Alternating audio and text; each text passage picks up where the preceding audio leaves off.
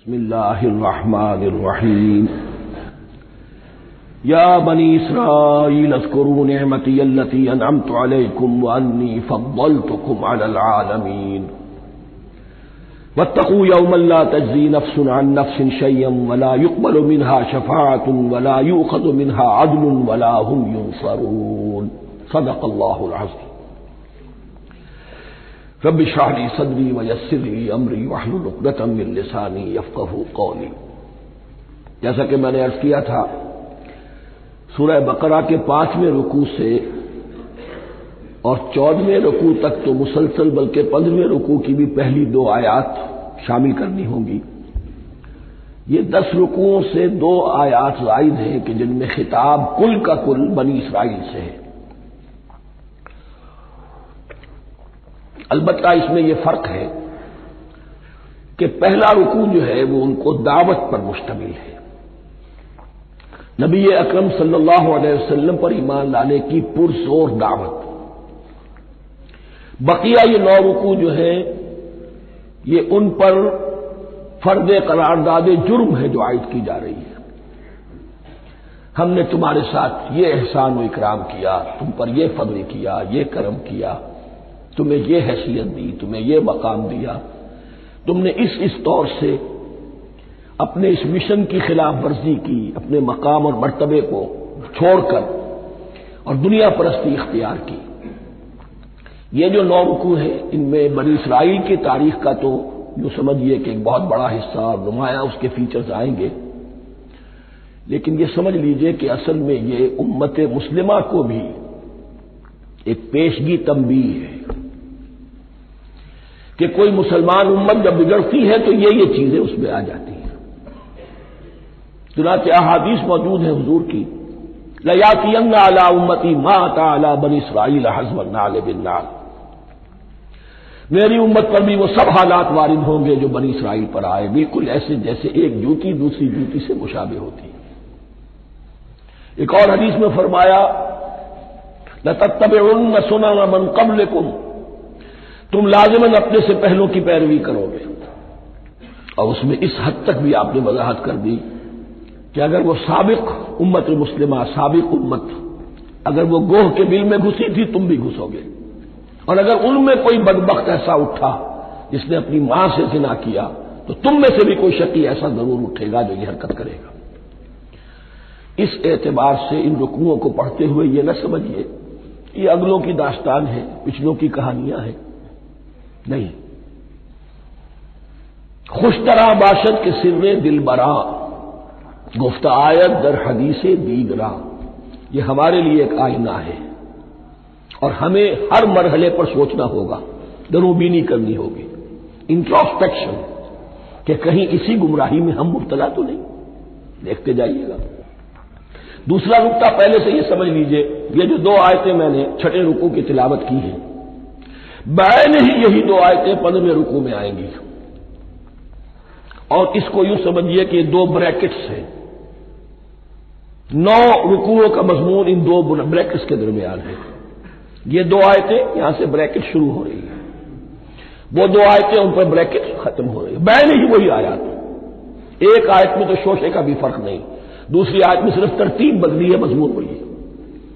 اس کے مابین جو کچھ ہے، اس سے باہر یہ جو 5واں رکوع تھا اس کے مضامین گویا کہ ضرب کھا رہے ہیں بریکٹ کے اندر کے سارے مضامین سے۔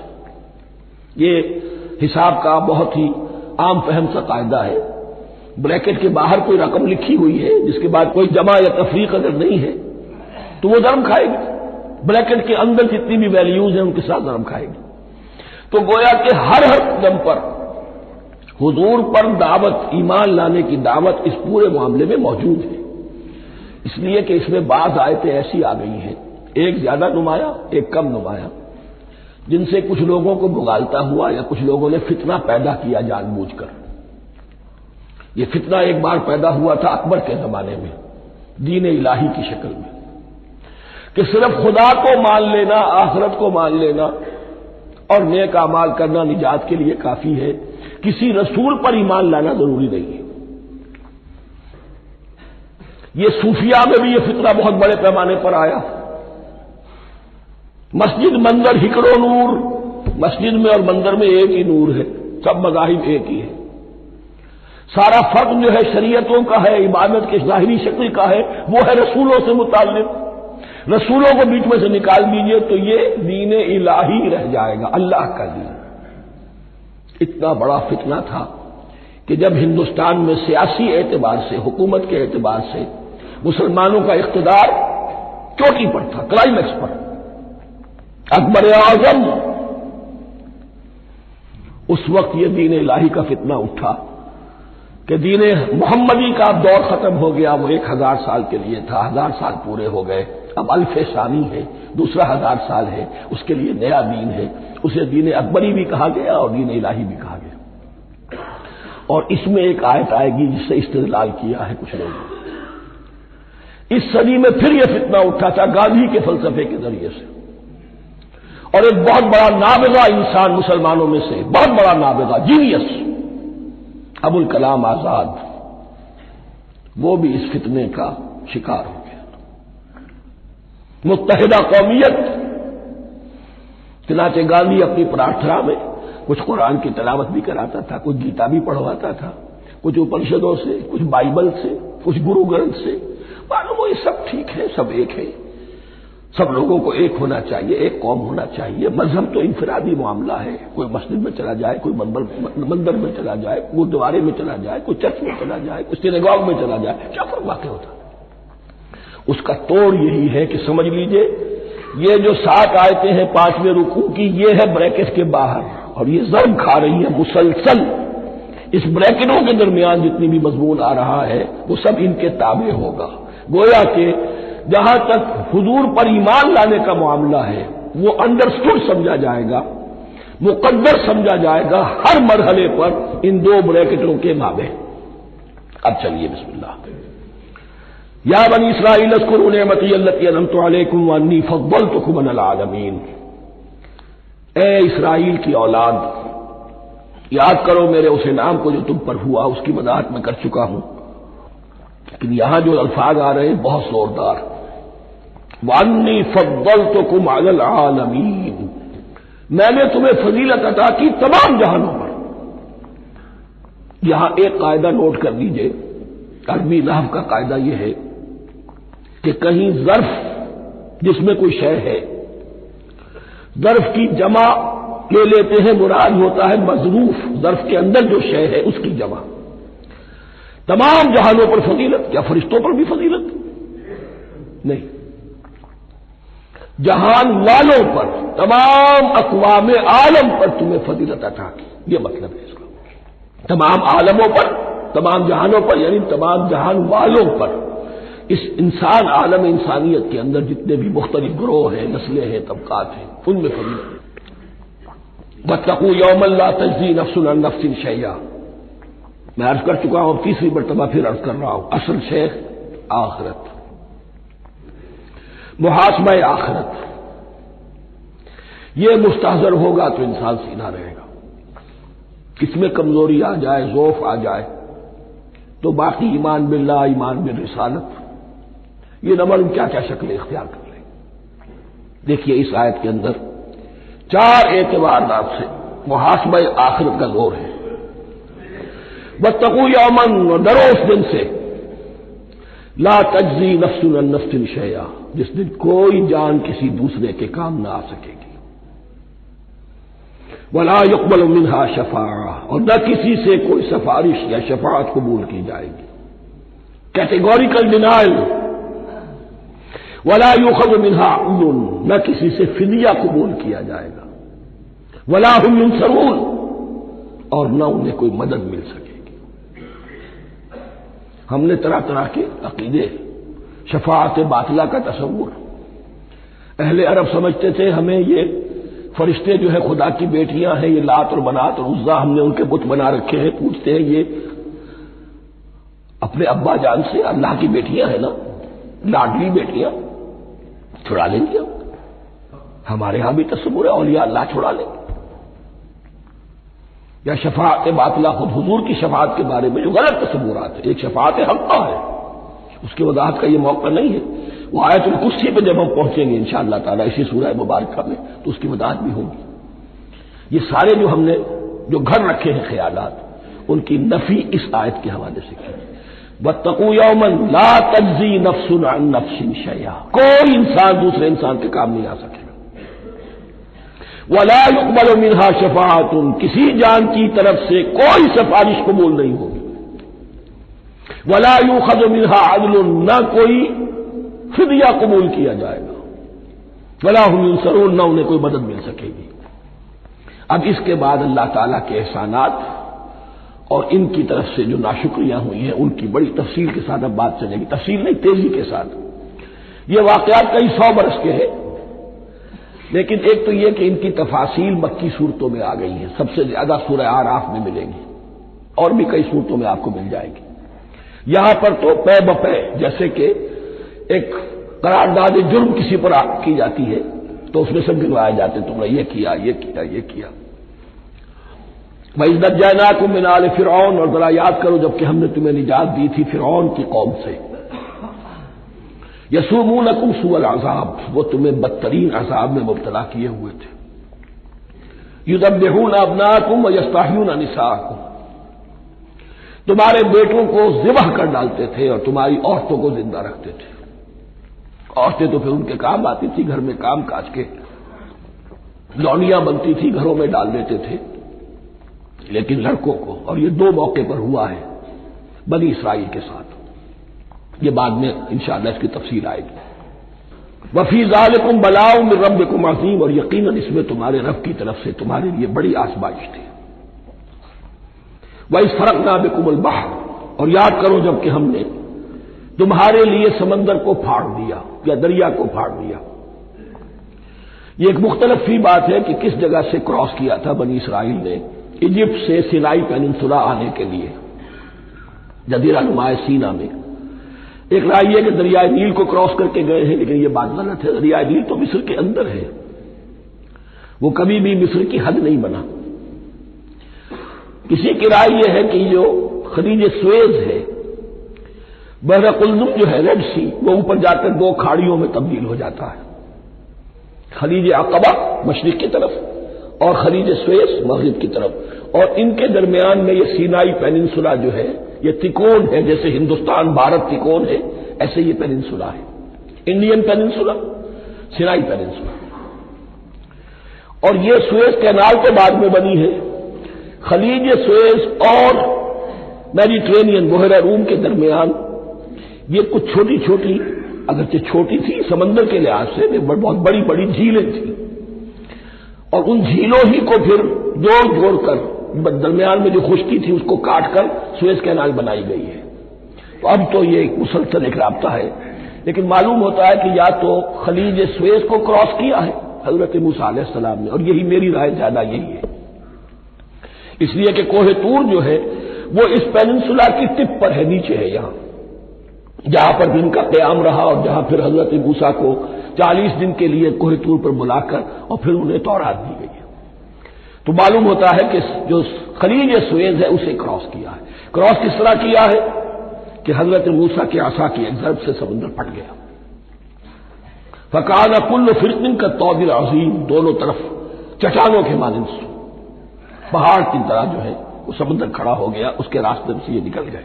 اور پھر جب فرعون اور اپنا لشکر لے کر جب آیا ہے اس نے سوچا ہم بھی نکل جائیں، وہ غلط ہو گئے، اس لیے کہ دونوں طرف کا پانی آپس میں مل گیا. یہ تھی کیفیت، اور معجزانہ کیفیت تھی.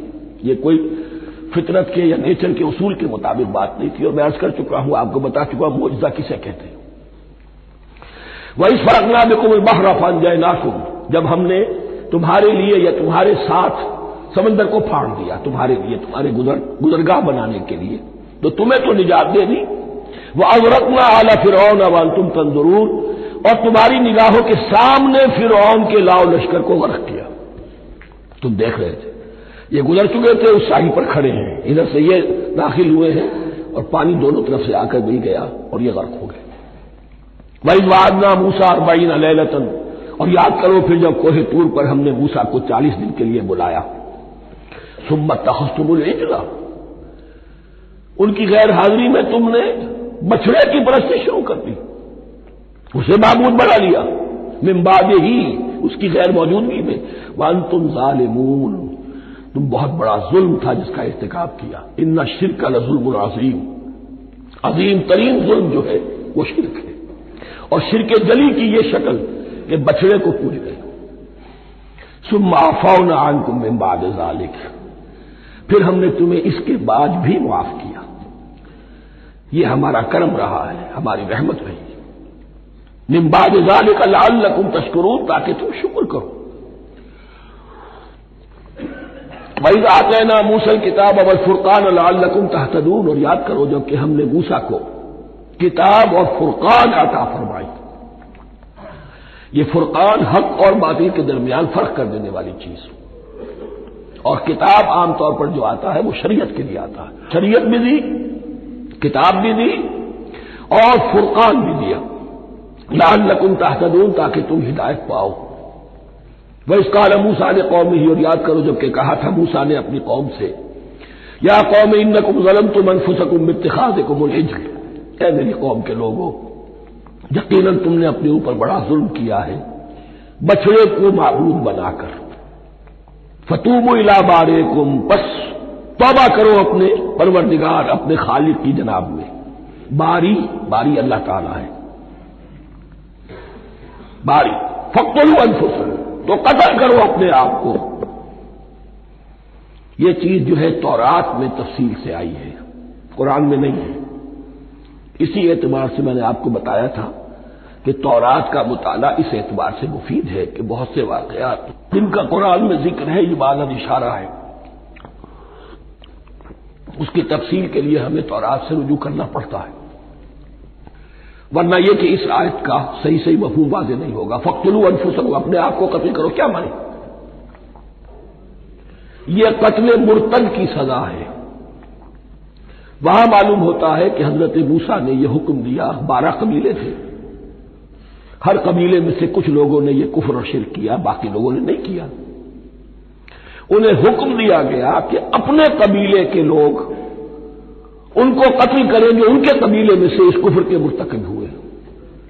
انفسکم سے مراد یہ اپنے قبیلے کے لوگوں کو تم قتل کرو، اس لیے کہ قبائلی زندگی جو ہوتی ہے آپ کو معلوم ہے، اس میں کوئی اور قبیلہ ہاتھ لگا دے تو قبائلی عصبیت بھڑک اٹھے گی۔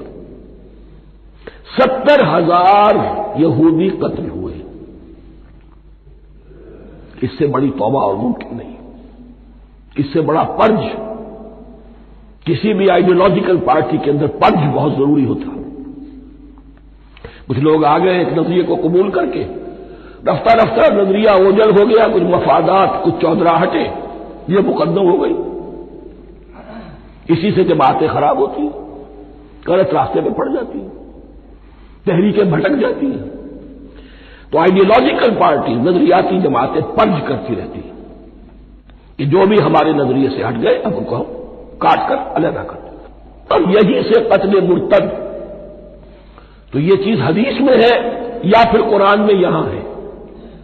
اس حوالے سے جو لوگ ہمارے ہاں بعض علماء بھی ہیں، جدید دانشور ہیں، جو قتل مرتد کی جو حد ہے اسلام میں اس کو تسلیم نہیں کرتے، لیکن میرے نزدیک یہ شریعت موسوی کا تسلسل ہے کہ شریعت موسوی کی جس شے کو بدلا نہ گیا ہو، جس کے بارے میں صراحتاً یہ معلوم نہ ہو کہ یہ شے تبدیل کر دی گئی، تو وہ شریعت محمدی کا جز بن گئی۔ زنا پر رجم کا معاملہ بھی یہی ہے۔ قرآن مجید میں رجم کی صریح آیت کوئی موجود نہیں ہے، حدیث میں ہے۔ قرآن مجید میں مرتد کے قتل کے لیے کوئی آیت موجود نہیں ہے، حدیث میں ہے، سنت میں ہے، اور دونوں کی کا جو منبع ہے وہ اصل میں تورات ہے۔ تو اس بات کو اچھی طرح نقل کر لیجئے، یہ جگہ اکثر لوگ جو ہے یہاں بہت سرسری طور سے گزر جاتے ہیں، یہ بہت اہم ہے، اور اس کے لیے تورات کی طرف رجوع کیجئے۔ 70,000، 6 لاکھ کل تھے جب یہ مصر سے نکلے ہیں، 6 لاکھ تھے۔ کتنے عرصے کے بعد پیننسولا پہنچے ہیں، سینائی پیننسولا میں اور طور میں، کچھ اور ان کی تعداد بڑھ گئی ہوگی، لیکن یہ کہ ان میں سے 70 لاکھ کو قتل کیا اپنے ہاتھوں سے۔ ہر قبیلے نے اپنے جو مرتد تھے ان کو اپنے ہاتھ سے قتل کیا۔ فتوبوا الی بارئکم فاقتلوا انفسکم ذالکم خیر لکم عند بارئکم، یہی تمہارے لیے تمہارے رب کے نزدیک بہتر بات ہے۔ فتاب علیکم، تو اللہ نے تمہاری توبہ قبول کر لی۔ توبہ قبول کس طرح ہوئی؟ یہ تزکیہ ہوا ہے امت کا کہ ان میں سے جن لوگوں نے اتنی بڑی غلط حرکت کی ہے ان کو کاٹ کر، ذبح کر کے، ان کو قتل کر کے پھینک دیا گیا۔ انہ هو التواب الرحیم، یقیناً وہ تو ہے ہی بہت توبہ کا قبول فرمانے والا اور بہت رحم فرمانے والا۔ وَإِذْ قُلْتُمْ يَا مُوسَىٰ لَن نُّؤْمِنَ لَكَ حَتَّىٰ نَرَى اللَّهَ جَهْرَةً، ایک اور واقعہ ان کی تعریف کا۔ اور یاد کرو جب کہ تم نے کہا تھا اے موسیٰ ہم تو تمہاری بات نہیں مانیں گے۔ ایمان کے بعد جب لام کا حرف آئے تو اس کے معنی صرف تصدیق کے ہوتے ہیں۔ لن نؤمن لک، ہم آپ کی بات کی تصدیق نہیں کریں گے، حتی نری اللہ جہرۃ، جب تک کہ ہم دیکھ نہ لیں اللہ کو عیاناً۔ ہمیں کیا پتا اللہ نے یہ کتاب دی آپ کو، آپ تو لے کر آ گئے۔ ہمارے سامنے تو پتھر کی کچھ تختیاں ہیں، اس پہ کچھ لکھا ہوا، کس نے لکھا ہمیں کیا پتا۔ اب دیکھیے ایک حضرت موسیٰ کی خواہش تھی رب ارنی انظر الیک، وہ کچھ اور شے تھی۔ یہ تخریبی ذہن ہے جو یہ کہہ رہا ہے کہ ہم بھی چاہتے ہیں کہ اللہ کو اپنی آنکھوں سے دیکھے اور معلوم ہو کہ واقعی اس نے یہ کتاب آپ کو دی ہے۔ فاخذتکم الصاعقۃ، تو تمہیں آپ پکڑا ایک بہت بڑی کڑک میں، ایک بہت بڑی کڑک ہوئی اور سب کے سب مردہ ہو گئے۔ وانتم تنظرون، تمہارے دیکھتے دیکھتے ایک کڑک میں تمہیں آ گیا۔ ثم بعثناکم من بعد موتکم، پھر ہم نے تمہیں دوبارہ اٹھایا تمہاری موت کے بعد۔ بعض لوگ اس کی یہ تعویل کر رہے ہیں کہ یہ موت نہیں تھی بلکہ بے ہوش ہو گئے تھے، یعنی جو بھی کڑک تھی اس کی وجہ سے سب کے سب بے ہوش ہو کے گر گئے۔ لیکن میرے نزدیک یہاں تعویل کی ضرورت نہیں، بعد سے بعد الموت اللہ کے لیے کوئی مشکل نہیں۔ ہم الفاظ کو خواب کا کو ان کے اصل جو مفہوم ہے جو کہ صاف ہے صریح ہے اس سے خواب کا کے لیے موڑ کر لکھا جائے۔ ثم بعثناکم من بعد موتکم لعلکم تشکرون، تاکہ تم شکر کرو۔ وظللنا علیکم الغمام وانزلنا علیکم المن والسلوى، اور ہم نے تم پر ابر کا سایہ کیا۔ اب 6 لاکھ کا قافلہ چل رہا ہے، سینائی پیننسولا، صحرا، کوئی اوٹ نہیں، کوئی سایہ نہیں، دک و دک، دھوپ کی تبش۔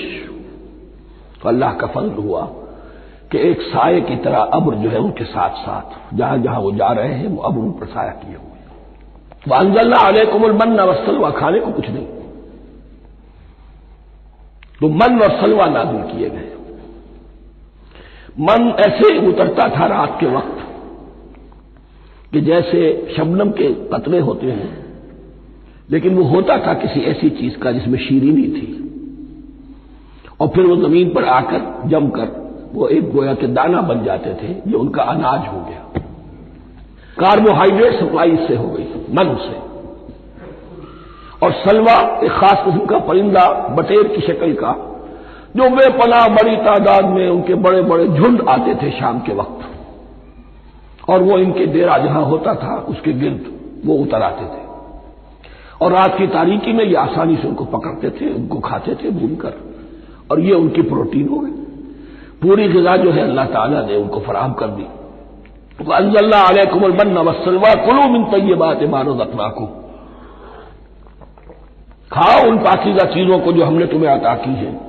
وَمَا ظَلَمُونَا، ہم نے تو ان پر کوئی ظلم نہیں کیا، وَلَٰكِن كَانُوا أَنفُسَهُمْ يَظْلِمُونَ، لیکن وہ خود ہی اپنے اوپر ظلم ڈھاتے رہے، ہر قدم پر نافرمانی اور ناشکری۔ اس کی بھی ناشکری آگے آ جائے گی چل کر، من و سلوہ سے بھی ناشکری کی انہوں نے۔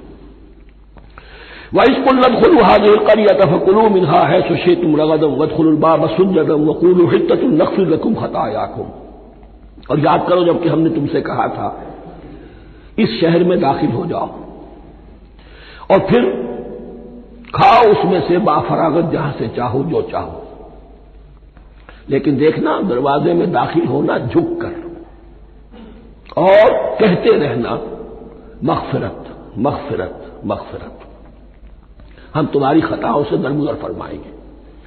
اس آیت کو سمجھنے کے لیے ذرا تاریخی بات سمجھ لیجئے۔ صحرائے سینا میں آنے کے بعد اور یہ جو کتاب تورات انہیں مل گئی تھی اس کے بعد حضرت موسیٰ علیہ السلام کے ہی زمانے میں انہیں جہاد اور قتال کا حکم ہوا۔ اس سے پوری قوم نے انکار کر دیا. یہ سورہ مائدہ میں آئے گا. اس پر اللہ تعالیٰ نے ایک سزا مسلط کر دی ان پر کہ 40 برس تک کسی صحرا میں بھٹکتے پھریں گے. اگر یہ ابھی قتال کرتے، جہاد کرتے تو پورا فلسطین ان کے ہاتھ پر ابھی فتح کرا دیتے. لیکن چونکہ انہوں نے بزدلی دکھائی ہے، اب سزا یہ ہے فَإِنَّهَا مُحَرَّمَةٌ عَلَيْهِمْ 40 سَنَةً يَتِيهُونَ فِي الْأَرْضِ. اب 40 برس تک یہ اسی صحرا میں بھٹکتے پھریں گے. اور ارض فلسطین جو ان کے لیے ارض موعود تھی وہ ان پر حرام کر دی گئی 40 سال کے لیے. اس 40 سال کے عرصے میں حضرت موسیٰ کا بھی انتقال ہو گیا، حضرت ہارون کا بھی ہو گیا. اس عرصے میں ایک نئی نسل پیدا ہوئی.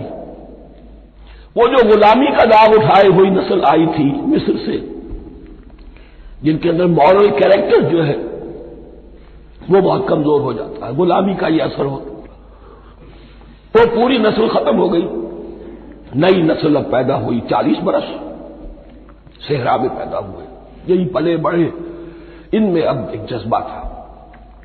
حضرت موسیٰ کے پھر جو خلیفہ تھے یوشع ابن نون، جوشوا، تو رات میں ان کا نام جوشوا ہے، یوشع، ان کی سرکردگی میں اب بنی اسرائیل کی اس نئی نسل نے قتال کیا، جنگ کی. اور پہلا شہر جو فتح ہوا وہ اریحا. آج بھی وہ شہر جو ہے جیریکو جو آپ سے دیکھتے ہیں خبروں کے اندر آتا ہے بار بار، اریحا اس کا پرانا نام ہے. یہ شہر فتح ہوا. اس فتح کی بات کا تذکرہ ہو رہا ہے. یاد کرو جب کہ ہم نے تم سے کہا تھا اس بستی میں، اس شہر میں داخل ہو جاؤ فاتحانہ، اور پھر جو کچھ یہاں ہے، جو نعمتیں ہیں ان سے متمتع ہو، کھاؤ پیو. لیکن داخل ہونا سجدہ کرتے ہوئے، مراد کیا؟ جھک کر. یعنی ایسا نہ ہو کہ تکبر کی وجہ سے تمہاری گردنیں اکڑ جائیں. گردنیں جھکا کر اللہ کا احسان مانو. یہ نہ سمجھو کہ یہ فتح تم نے حاصل کی. اس کی تفسیر اصل میں نظر آتی ہے حضور کی شخصیت میں، کہ جب فتح مکہ کے موقع پر مکے میں داخل ہوئے ہیں تو جس سواری پر آپ بیٹھے ہوئے تھے آپ کی پیشانی اس کی گردن کے ساتھ جڑی ہوئی تھی. یہ وقت ہوتا ہے جبکہ تکبر اور تعالی، فاتح کی حیثیت سے آنا. اور بندہ مومن کے لیے یہی وقت ہے تواضع کا، جھکنے کا. وقولوا حطۃ، حتیٰ یہود تو کہتے ہیں جھاڑ دینے کو. تو اس کے معنی کیا ہے؟ اے اللہ ہمارے گناہ جھاڑ دے، مغفرت، اے اللہ ہمیں مغفرت، ہماری مغفرت فرما، جو خطائیں ہو گئی بخش دے. قولوا حطۃ، تمہاری زبان پر استغفار ہونا چاہیے، تمہاری گردنیں جھکی ہوئی ہونی چاہیے. نغفر لکم خطایاکم، اگر تم اس پر عمل کرو گے ہم تمہاری خطائیں جو ہیں انہیں معاف فرما دیں گے. وسنزید المحسنین، اور جو تم میں محسن ہوں گے انہیں اور بھی زیادہ دیں گے، اور انعام و اکرام آئیں گے. فبدل الذین ظلموا قولا غیر الذی قیل لہم، تو ان میں سے جو ظالم تھے، جو بد کردار تھے، انہوں نے بدل دیا، ایک اور قول اختیار کر لیا اس قول کی جگہ جو انہیں کہا گیا تھا. کہا گیا تھا حطہ حطہ، انہوں نے کہنا شروع کیا حنطہ حنطہ، ہمیں تو گیہوں چاہیے گیہوں چاہیے. یہ بعد میں ابھی آ جائے گا اگلے رکوع کے اندر کہ من و سلوہ سے ان کی طبیعتیں بھر گئی تھی ایک ہی چیز کھا کھا کے. اب وہ کہہ رہے تھے کوئی چیز ہمیں جو ہے زمین کی رونگی میں سے، پیداوار میں سے، تو وہ ان کے زبان پر انہوں نے مذاق اڑاتے ہوئے گویا کہ حضرت موسیٰ علیہ السلام کے ذریعے سے حکم ملا ہے، استہزاء کر رہے ہیں. حطۃ کی بجائے حنطۃ. فانزلنا علی الذین ظلموا رجزا من السماء بما كانوا یفسقون، تو جن لوگوں نے یہ حرکت کی تھی ان پر ہم نے آسمان سے ایک بہت بڑا عذاب نازل کیا. تورات سے معلوم ہوتا ہے کہ پلیگ آئی اور جنہوں نے یہ حرکت کی تھی وہ سب کے سب ہلاک ہو گئے جریکو کے اندر. بما كانوا یفسقون، بسبب اس نافرمانی کے جو انہوں نے کی. وَإِذِ اسْتَسْقَىٰ مُوسَىٰ لِقَوْمِهِ فَقُلْنَا اضْرِب بِّعَصَاكَ الْحَجَرَ. اب یہ پھر سے رائے سیرا کا واقعات آ رہے ہیں، ان میں ترتیب زمانی نہیں ہے. اور یہاں کی فتح جو ہے حضرت موسیٰ کے بعد ہے، لیکن اب یہاں پہ پھر ابھی وہ جو صحرائے تیہ میں جب بھٹک رہے تھے پھر اس کا ذکر ہے. وَإِذِ اسْتَسْقَىٰ مُوسَىٰ لِقَوْمِهِ فَقُلْنَا اضْرِب بِّعَصَاكَ الْحَجَرَ، اور جب کہ موسیٰ کی قوم نے موسیٰ سے پانی طلب کیا. اب صحرا میں آپ کو معلوم ہے جہاں پڑاؤ تھا اب وہاں پانی نہیں ہے، 6 لاکھ ہو 7 لاکھ ہو کتنے افراد ہو پانی چاہیے. وَإِذِ اسْتَسْقَىٰ مُوسَىٰ لِقَوْمِهِ فَقُلْنَا اضْرِب بِّعَصَاكَ الْحَجَرَ، تو ہم نے کہا کہ اپنے عصا سے ضرب لگاؤ چٹان. فَانْفَجَرَتْ مِنْهُ اثْنَتَا عَشْرَةَ عَيْنًا، تو اس سے 12 چشمے پھوٹ بہے. فجر کہتے ہیں کسی شے کے پھٹ کر کوئی چیز برآمد ہو. فجر جو ہوتی ہے، فجر کا وقت رات کی تاریکی کا پردہ چاک ہوتا ہے اور سپیدہ سحر نمودار ہوتا ہے. فانفجرت منہ اثنتا عشرۃ عینا، تو 12 چشمے پھوٹ بہے. قد علم کل اناس مشربہم، یہاں اناس سے کیا مراد ہے؟ ہر قبیلہ، ہر قبیلے نے اپنا گھاٹ معین کر لیا. 12 قبیلے تھے، اگر علیحدہ علیحدہ نہ ہوتا معاملہ، 12 چشمے اسی لیے دیے گئے کہ لڑے نہ جھگڑے نہ. پانی تو بہت بڑی چیز ہے، کہیں پانی پینے پلانے پہ جھگڑا اور کہیں گھوڑا آگے بڑھانے پہ جھگڑا، یہ تو قبائلی زندگی کے اندر ہوتی ہی چیزیں. تو اس اعتبار سے اللہ تعالیٰ نے ان کے لیے یہ سہولت کی کہ 12 چشمے پھوٹ بہے. قد علم کل اناس مشربہم، ہر ایک نے اپنا گھاٹ جان لیا، معین کر لیا. کلوا واشربوا من رزق اللہ، گویا کہ کہہ دیا گیا کہ کھاؤ اور پیو اللہ کے رزق میں سے. ولا تعثوا فی الارض مفسدین، اور زمین میں فساد مچاتے نہ پھرو. کھانے پینے کے لیے پانی بھی ادھر آ گیا، کھانے کے لیے من و سلوہ آ گیا. اب دیکھیے ان کی ناشکری. وَإِذْ قُلْتُمْ يَا مُوسَىٰ لَن نَّصْبِرَ عَلَىٰ طَعَامٍ وَاحِدٍ، یاد کرو جب کہ تم نے کہا تھا اے موسیٰ ہم ایک کھانے پر تو صبر نہیں کر سکتے. کھا کھا کے بکتا گئے ہیں من و سلوہ. فَادْعُ لَنَا رَبَّكَ، تو ذرا اپنے رب سے دعا کرو، پکارو ہمارے لیے اپنے رب کو. یخرج لنا، وہ نکالے ہمارے لیے مما تنبت الارض، زمین کی روئیدگی اور پیداوار میں سے، نباتات ارضی میں سے، من بقلہا اس کی ترکاریاں، وقثائہا اور ککڑیاں، کھیرے اور ککڑیاں ان سب کے لیے یہ لفظ ہے. وفومہا، ایک ترجمہ گیہوں کیا گیا ہے لیکن میرے نزدیک زیادہ صحیح ترجمہ ہے لہسن، اور سرائے کی زبان میں بھی اور ممکن ہے کہ سندھی میں بھی ہو تھوم. تھوم کہتے ہیں لہسن کو، یہ فوم کی بدلی ہوئی شکل ہے، اس لیے کہ یہی علاقہ ہے جس میں عرب آئے تھے، تو عربوں کی زبان کے بہت سے الفاظ جو ہیں اس سرائے کی زبان میں خاص طور پر وہ بہت زیادہ تھوڑی سی شکل بدل کر وہ کافی تعداد میں موجود ہے. وہ عدسہا اور دال خاص طور پر مسور کی، وہ بصلہا اور پیاز. اب جو چٹخارے جس سے بنتے ہیں سالن کے، ان کی زبانیں وہ چٹخارے مان گئی. ظاہر بات ہے کہ اگر وہ سلوا بھی تھا، بٹیرا ہے، اسے آگ کے اوپر ذرا سا تپایا اور کھایا، وہ ایک ہی خاص قسم کی غذا ہے جو چل رہی ہے. اسی طرح من جو ہے وہ ایک خاص قسم کا سیریل ان کے لیے بن گیا ہے. لیکن یہ جو چٹخارے ہیں یہ تو لہسن سے ہے، پیاز سے ہے، ترکاریوں سے ہے، ان تمام چیزوں سے، دال کا اپنا ایک ذائقہ ہے. قال تستبدلون الذی هو ادنی بالذی هو خیر، حضرت موسیٰ نے فرمایا کیا وہ شے جو کمتر ہے بدلے میں چاہتے ہو اس کے کہ جو بہتر ہے. من و سلوہ کہیں بہتر ہے، اللہ کی طرف سے تمہیں دیا گیا ہے، تم اس سے تمہارا جی بھر گیا ہے، اس کو ہاتھ سے دے کر چاہتے ہو کہ یہ ادنا چیزیں تمہیں ملے. اہبطوا مصرا، اب یہ لفظ آ گیا اہبطوا. اب ظاہر بات ہے یہ آسمان سے زمین پر اترنے کے لیے لفظ نہیں ہے اہبطوا، یہاں اس کا ترجمہ صحیح ہوگا سیٹل ڈاؤن سم ویئر. اگر زمین کی یہ چیزیں چاہیے تو کہیں سیٹل ہو جاؤ اور کاشت کرو، بیج ڈالو، آبیاری کرو، یہ ساری چیزیں تمہیں مل جائیں. اہبطوا مصرا، کہیں سیٹل ڈاؤن ہو جاؤ، کہیں اتر پڑو کسی بستی میں، کسی علاقے میں. فإن لكم ما سألتم، تمہیں مل جائے گا جو کچھ کہ تم نے مانگا. وَضُرِبَتْ عَلَيْهِمُ الذِّلَّةُ وَالْمَسْكَنَةُ وَبَاءُوا بِغَضَبٍ مِّنَ اللَّهِ. اب یہ ہے ان کی وہ خباثتیں، ان کے وہ ناشکریاں، ان کی وہ معصیتیں، ان پر جو آخری حکم دیا جا رہا ہے، جو اگر آپ برا نہ مانیں تو میں عرض کروں گا آج یہود پر اتنا اپلیکیبل نہیں ہے جتنا مسلمانوں پر ہے. ضربت علیہم الذلۃ والمسکنۃ وباءوا بغضب من اللہ. ذلت اور مسکنت کم ہمتی ان پر تھوپ دی گئی. ضربت علیہم, it was heaped upon them, the humiliation was heaped upon them. ضربت علیہم الذلۃ والمسکنہ وباؤوا بغضب من اللہ, اور وہ اللہ کا غضب لے کر لوٹے. وہی امت جس کے بارے میں فرمایا وانی فضلتکم علی العالمین, اسی امت کا پھر یہ حشر ہوا. کیوں ہوا؟ نافرمانی. تمہیں کتاب دی تھی کہ تم پیروی کرو, تمہیں کتاب دی تھی کہ اسے قائم کرو. وَلَوْ أَنَّ أَهْلَ الْكِتَابِ أَقَامُوا التَّوْرَاةَ وَالْإِنْجِيلَ وَمَا أُنزِلَ إِلَيْهِم مِّن رَّبِّهِمْ لَأَكَلُوا مِن فَوْقِهِمْ وَمِن تَحْتِ أَرْجُلِهِمْ. اگر یہ تورات اور انجیل کو قائم کرتے, نافذ کرتے, تو نعمتیں زمین بھی اگلتی, ان کے قدموں کے نیچے سے نعمتیں جو ہیں وہ پھوٹتی, اور ان کے سروں کے اوپر سے بھی بارش ہوتی نعمتوں کی.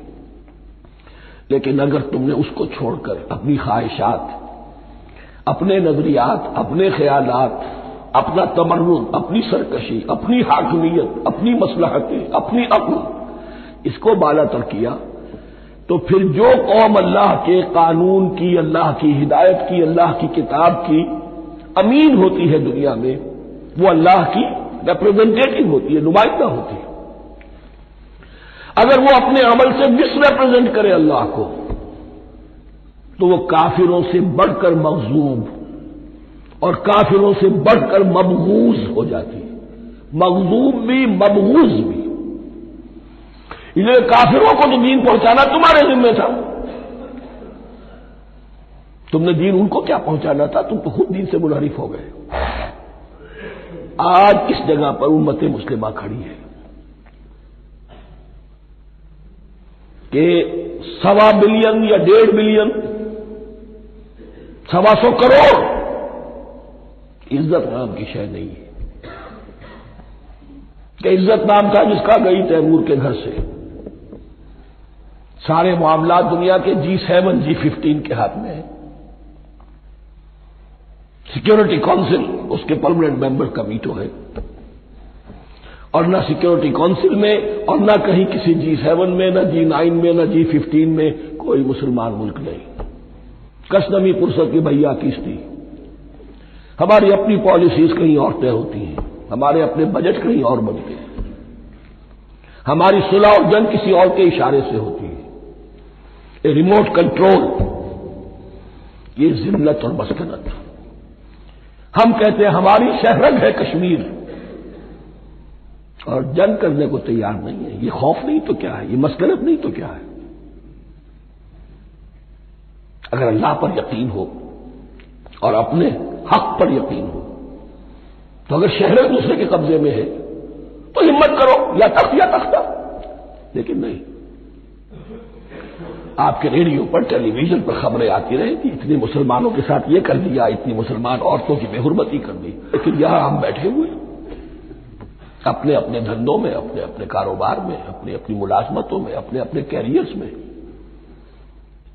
دنیا میں کیا کچھ ہو رہا ہے. بہرحال اس وقت یہ جو ہے, میں نے جیسا کہ عرض کیا تھا کہ یہ ہے تاریخ بنی اسرائیل کی, لیکن خوشترا باشد کے سر دل براں گفت آیت در حدیث دیگراں, یہ ہمارا نقشہ ہے آج اس آیت میں. ضربت علیہم الذلۃ والمسکنۃ وباؤوا بغضب من اللہ. اور یہ کیوں؟ ذالک بانہم کانوا یکفرون بآیات اللہ, یہ اس لیے کہ وہ اللہ کی آیات کا انکار کرتے رہے. وَيَقْتُلُونَ النَّبِيِّينَ بِغَيْرِ الْحَقِّ, اللہ کے نبیوں کو ناحق قتل کرتے رہے. ہمارے ہاں بھی مجددین امت میں سے کتنے ہیں جو جیلوں میں ڈالے گئے, جن کو ایسی ایسی مار پڑی ہے کہ کہا جاتا ہے کہ ہاتھی کو بھی وہ مار پڑتی تو برداشت نہ کر. احمد ابن حنبل کے ساتھ کیا ہوا, ابو حنیفہ جیل میں انتقال کیا, امام مالک کے کندھے کھینچ دیے گئے, اتار دیے گئے, منہ کالا کر کے اور اونٹ پر بٹھا کر پھرایا گیا. امام دار الہجرہ شیخ احمد سرہندی جیل میں رہے. سید احمد بریلوی اور ان کے ساتھیوں کو خود مسلمانوں نے تہہ تیغ کیا ہے. بہرحال یہ داستانیں ہیں. اب نبی تو کوئی نہیں آئے گا, ان کے ہاں نبی تھے, ہمارے ہاں مجددین ہیں، علماء حق ہیں، جیسے کہ حدیث بھی ہے علماء امتی کا انبیاء بنی اسرائیل، تو جو انہوں نے انبیاء کے ساتھ کیا ہم نے مجددین اور علماء کے ساتھ کیا۔ ذالک بما عصوا وکانوا یعتدون، اور یہ ہوا ان کی نافرمانیوں کی وجہ سے اور حد سے تجاوز کرنے کی وجہ سے۔ اللہ تعالیٰ تو ظالم نہیں، اللہ نے تو اونچا مقام دیا تھا، ہمیں بھی خیر امت قرار دیا، کنتم خیر امت اخرجت للناس تأمرون بالمعروف وتنہون عن المنکر وتؤمنون باللہ۔ اب اگر ہم نے وہ اپنا مشن چھوڑ دیا تو ذلت اور مسکنت وہ ہمارا مقدر بن گیا۔ اللہ کا قانون اور اللہ کا عدل بے لاگ ہے، وہ فرام امہ ٹو امہ چینج نہیں ہوتا۔ سنت اللہ جو ہے لن تجد لسنت اللہ تحویلا ولن تجد لسنت اللہ تبدیلا، اللہ کی سنت بدلتی نہیں۔ بنی اسرائیل کا جو حشر ہوا آج وہ ہمارا ہو رہا ہے۔ بہرحال اس پر میری جو کتاب ہے سابق اور موجودہ مسلمان امتوں کا ماضی حال اور مستقبل، اس کا مطالعہ کیجیے۔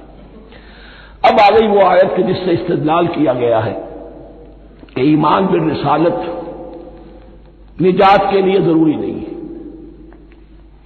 ان الذین آمنوا والذین ہادوا والنصارى والصابئین من آمن باللہ والیوم الآخر وعمل صالحا فلہم اجرہم عند ربہم ولا خوف علیہم ولا هم یحزنون۔ یقیناً جو لوگ ایمان لائے، اور اس سے مراد ہے جو ایمان لائے حضور پر، محمد پر صلی اللہ علیہ وسلم، والذین ہادوا، اور جو یہودی ہو گئے، والنصارى اور نصرانی، والصابئین، اور صابی وہ لوگ تھے عراق کے علاقے میں رہتے تھے جو کہتے تھے کہ ہم دین ابراہیمی پر ہیں، لیکن ان کے ہاں بھی بہت کچھ بگڑ گیا تھا، جیسے حضرت ابراہیم کی نسل، حضرت اسماعیل کی نسل بگڑ گئی تھی، تو اس طرح وہ بھی بگڑ گئے تھے۔ ستارہ پرستی زیادہ تر ان کے ہاں تھی۔ من آمن باللہ والیوم الآخر، جو کوئی بھی ایمان لایا اللہ پر اور یوم آخر پر، وعمل صالحا، اور اس نے عمل کیے اچھے، فلہم اجرہم عند ربہم، تو ان کے لیے محفوظ ہے ان کا اجر ان کے رب کے پاس، ولا خوف علیہم ولا هم یحزنون، اور نہ ان پر کوئی خوف ہوگا اور نہ وہ کسی حزن سے دوچار ہوں گے۔ ظاہر الفاظ کے اعتبار سے دیکھیے کہ یہاں ایمان بالرسالت کا ذکر نہیں ہے۔ ویسے تو اگر کوئی اس سے یہ غلط استدلال کرتا ہے تو اس کا پہلا جو اصولی جواب ہے وہ تو یہ ہے کہ ایسی حدیثیں بھی موجود ہیں، من قال لا الہ الا اللہ دخل الجنہ، تو اس کے کیا معنی ہے؟ صرف کہنے سے جنت میں داخل ہو جائیں گے، کسی عمل کی ضرورت نہیں؟ جواب یہ دیا جائے گا پورے قرآن کو سامنے رکھو، پورے حدیث کے ذخیرے کو سامنے رکھو، کسی ایک جگہ سے کوئی ایک نتیجہ نکال لینا وہ صحیح نہیں۔ لیکن اس کے علاوہ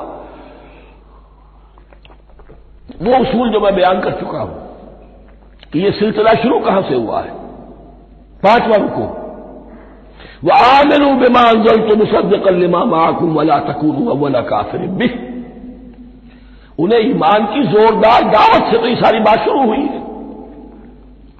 اب فصاحت اور بلاغت کا یہ تقاضا ہے کہ بار بار اس کو دہرایا نہ جائے، وہ بات انڈرسٹوڈ رہے گی، مقدر رہے گی، سمجھی جائے گی کہ ہر جگہ پر وہ موجود ہے، اس لیے کہ ساری گفتگو ہو رہی ہے اسی کے حوالے سے۔ وآمنوا بما انزلت مصدقا لما معكم ولا تكونوا اول كافر به ولا تشتروا بآياتي ثمنا قليلا وإياي فاتقون۔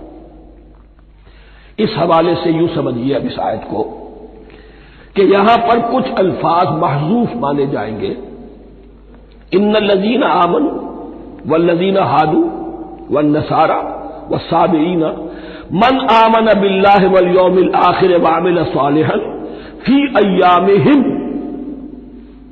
فلهم اجرهم عند ربهم ولا خوف عليهم ولا هم يحزنون۔ ہر دور میں جبکہ ابھی حضرت عیسیٰ نہیں آئے تھے تو جو بھی یہودی تھے اس وقت تک، حضرت موسیٰ کے ماننے والے، وہ جو بھی اللہ پر ایمان رکھتے تھے اور نیک عمل کرتے تھے، آخرت کو مانتے تھے، ان کی نجات ہو جائے گی۔ لیکن حضرت عیسیٰ کے آنے کے بعد ان کو نہیں مانا، اب وہ کافر قرار پائے۔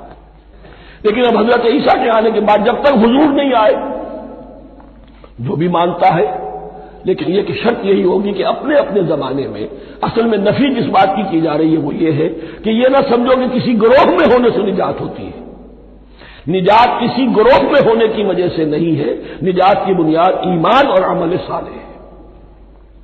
کسی رسول پر ایمان لانا، اپنے دور کے رسول پر، وہ تو لازم ہے، لیکن یہ ہے کہ اس پر ایمان تو لے آئے اور وہ عمل صالح نہیں ہے تو نجات نہیں ہوگی۔ تو یہ اپنے اپنے دور میں اپنے اپنے زمانے میں ہر امت کے لیے وَلِكُلِّ أُمَّةٍ أَجَلٌ قرآن مجید کے ایک مقام پر آیا ہے، ہر امت کے لیے ایک خاص معین مدت ہے۔ اس معینہ مدت میں اب ظاہر بات ہے جو لوگ حضور کی بعثت سے پہلے فوت ہو گئے ان پر تو کوئی ذمہ داری نہیں تھی حضور پر ایمان لانے کی، اور ایسے لوگ تھے، ایسے موحدین مکے میں موجود تھے جو یہ کہتے تھے کعبے کے پردے پکڑ پکڑ کر، اے اللہ ہم صرف تجھے پوجنا چاہتے ہیں، صرف تیری بندگی کرنا چاہتے ہیں، لیکن جانتے نہیں کیسے کریں۔ یہ بات موجود تھی اور ان کا انتقال بھی ہو گیا۔ یہ زید، سعید ابن زید، سعید جو حضرت عمر کے بہنوئی تھے اور وہ عشرہ مبشرہ میں سے ہیں، ان کی اہلیہ حضرت فاطمہ بنت خطاب، ان دونوں کے ایمان کو اللہ نے ذریعہ بنایا حضرت عمر کے ایمان کا، اور یہ والد تھے سعید کے زید، وہ یہ کہتے ہوئے دنیا سے چلے گئے حضور کی ابھی بعثت ہی نہیں ہوئی تھی، اے اللہ میں صرف تیری بندگی کرنا چاہتا ہوں، کیسے کروں یہ نہیں جانتا۔ اسی کو ذہن میں رکھیے، اہدنا الصراط المستقیم جو میں نے کہا تھا، ایک سلیم الفطرت انسان، سلیم العقل انسان توحید تک پہنچ جاتا ہے، آخرت کو پہچان لیتا ہے، لیکن اب کیا کروں؟ اس شریعت کے لیے، ان احکام کے لیے وہ دستے سوال دراز کرنے پر مجبور ہے۔ الحمدللہ رب العالمین الرحمن الرحیم مالک یوم الدین ایاک نعبد و ایاک نستعین اہدنا الصراط المستقیم۔ اسی صراط المستقیم کی دعا کا یہ جواب اب آئے گا، شروع ہوگا سورہ بقرہ سے، یہ کرو یہ نہ کرو، یہ فرض ہے، یہ تم پر لازم کیا گیا، یہ چیز حرام کی گئی، وغیرہ وغیرہ۔ ان الذين آمنوا والذين هادوا والنصارى والصابئين من آمن بالله واليوم الآخر وعمل صالحا، اور محذوف الفاظ فی ازمنتہم، اپنے اپنے زمانے میں، یا فی ایامہم، فلہم اجرہم عند ربہم ولا خوف علیہم ولا هم یحزنون، وَإِذْ أَخَذْنَا مِيثَاقَكُمْ وَرَفَعْنَا فَوْقَكُمُ الطُّورَ، اور ذرا یاد کرو جب کہ ہم نے تم سے عہد لیا، قول و قرار لیا، اور تمہارے اوپر اٹھا دیا طور کو، پہاڑ کو۔ جب تورات دی گئی تو اس وقت ایک کیفیت معجزانہ طور پر ایسی پیدا کی گئی، ان کے اوپر ایک روب ڈالنے کے لیے اور خشیت قلب میں پیدا کرنے کے لیے کوہ طور اٹھا کر معلق کر دیا گیا۔ اس وقت کہا گیا خذوا ما آتیناکم بقوۃ، تو اس قول و قرار کے وقت ایک معجزے کی شکل یہ ہوئی تھی، وَإِذْ أَخَذْنَا مِيثَاقَكُمْ وَرَفَعْنَا فَوْقَكُمُ الطُّورَ خُذُوا مَا آتَيْنَاكُمْ بِقُوَّةٍ وَاذْكُرُوا مَا فِيهِ لَعَلَّكُمْ تَتَّقُونَ، پکڑو اس کو مضبوطی کے ساتھ جو ہم نے تمہیں دیا ہے، اس کتاب کو، تورات کو، اس شریعت کو، اس احکام کو، وَاذْكُرُوا مَا فِيهِ، اور یاد رکھو اسے جو کچھ کہ اس میں ہے، لَعَلَّكُمْ تَتَّقُونَ، تاکہ تم بچ سکو۔ ثُمَّ تَوَلَّيْتُم مِّن بَعْدِ ذَلِكَ، پھر تم نے روگردانی کی اس کے بعد، اس میثاق کو توڑا، میثاق الست کو توڑا تھا، اور دوسرے یہ میثاق شریعت جو تم سے لیا گیا اس کو بھی توڑا۔ ثم تولیتم من بعد ذلك فلولا فضل اللہ علیکم ورحمتہ لکنتم من الخاسرین، پھر اگر اللہ کا فضل تمہارے شامل حال نہ ہوتا اور اس کی رحمت تمہاری دستگیری نہ کرتی رہتی، بار بار تمہیں معاف کیا، تمہیں مہلت دی، تو اگر یہ چیز نہ ہوتی تو اسی وقت سے تم خسارہ پانے والے اور تباہ ہونے والے ہو جاتے۔ وَلَقَدْ عَلِمْتُمُ الَّذِينَ اعْتَدَوْا مِنكُمْ فِي السَّبْتِ، اور تمہیں خوب معلوم ہے تم میں سے وہ لوگ جنہوں نے سبت کے قانون کو توڑا، حد سے تجاوز کیا۔ یہ واقعہ تفصیل کے ساتھ سورہ اعراف میں آئے گا کہ ان کی شریعت میں ہفتے کا روز معین کر دیا گیا تھا، کوئی دنیاوی کام نہیں ہوگا۔ آج بھی وہ لوگ جو ہے سبت کو، جو بھی پریکٹسنگ جیوز ہیں، وہ اس کی پابندی کرتے ہیں اور بڑی شدت سے کرتے ہیں، لیکن ایک زمانے میں ایک خاص ان کا قبیلہ تھا کہ جس نے ایک بڑے ہی شرعی ہیلا ایجاد کر کے اس قانون کی دھجیاں بکھیری، تفصیل ہم پڑھیں گے سورہ اعراف میں۔ وَلَقَدْ عَلِمْتُمُ الَّذِينَ اعْتَدَوْا مِنكُمْ فِي السَّبْتِ، تمہارے علم میں ہے تمہارے وہ لوگ کہ جنہوں نے سبت کے قانون کے ضمن میں خلاف ورزی کی، فَقُلْنَا لَهُمْ كُونُوا قِرَدَةً خَاسِئِينَ، تو ہم نے کہہ دیا ان کو کہ ہو جاؤ ذلیل بندر، ان کی شکلیں بس کر دی گئی، انہیں بندروں کی شکل میں تبدیل کر دیا گیا۔ فَجَعَلْنَاهَا نَكَالًا لِمَا بَيْنَ يَدَيْهَا، پھر ہم نے اس واقعے کو یا اس بستی کو ایک بنا دیا مثال لوگوں کے لیے ان کی عبرت کے سامان بنا دیا، ان کے لیے بھی جو سامنے موجود تھے اس زمانے کے لوگ، اور ان کے لیے بھی جو بعد میں آنے والے تھے، وَمَوْعِظَةً لِّلْمُتَّقِينَ، اور اسے ایک نصیحت، ایک سبق آموزی کی بات بنا دیا اہل تقویٰ کے لیے۔ وَإِذْ قَالَ مُوسَىٰ لِقَوْمِهِ إِنَّ اللَّهَ يَأْمُرُكُمْ أَن تَذْبَحُوا بَقَرَةً، اور یاد کرو جبکہ موسیٰ نے اپنی قوم سے کہا یقیناً اللہ تمہیں حکم دیتا ہے کہ گائے کو ذبح کرو۔ یہ واقعہ میں پہلے آپ کو بتا دوں، پھر ہم یہ آیات تیزی سے پڑھ لیں گے۔ بنی اسرائیل میں ایک شخص قتل ہو گیا، عامر نامی، اور قاتل کا پتہ نہیں چل رہا تھا۔ اللہ تعالیٰ نے حضرت موسیٰ کے ذریعے سے حکم دیا کہ ایک گائے کو ذبح کرو اور اس کے جسم کے ایک ٹکڑے سے اس مردے کو چھوؤ، وہ جی اٹھے گا اور وہ بتا دے گا میرا قاتل کون ہے۔ اب یہ کہ یہ معجزات کی شکل ہے جو بار بار آ رہے ہیں، اور سابق اس امت کے اندر معجزات کا آپ کو بہت عمل دخل ملے گا۔ اس میں ایک تو یہ کہ گائے کو ذبح کرنا، وہ گائے کے تقدس کا جو ان کے دل میں ذہن میں تھا، تو ذبح کرنے سے اس کے اوپر بھی گویا کہ ایک تلوار چلائی گئی، اور پھر انہیں دکھا بھی دیا گیا کہ ایک آدمی زندہ بھی ہو سکتا ہے، بعد سے بعد الموت کا بھی ایک نقشہ دکھا دیا گیا انہیں۔ لیکن انہیں جب یہ حکم ملا اور ان کے دلوں کے اندر وہ بچڑے کی اور گائے کی تقدیس جو ہے وہ پلی ہوئی تھی، اب انہوں نے سوال کر کے کسی طریقے سے بچنے کے لیے مین میخ نکالی، کیسی گائے ہو، کیا رنگ ہو، کس طرح کی ہو، کس عمر کی ہو۔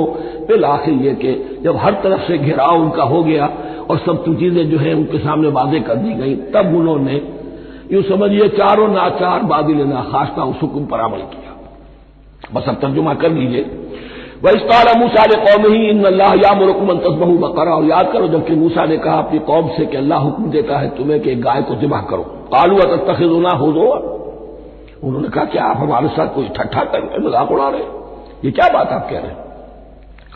قَالَ أَعُوذُ بِاللَّهِ أَنْ أَكُونَ مِنَ الْجَاهِلِينَ، فرمایا میں اللہ کی پناہ طلب کرتا ہوں اس سے کہ میں جاہلوں میں سے ہو جاؤں، کہ میں ان دین کے معاملات کے اندر استہزاء اور تمسخر کو شامل کر دوں۔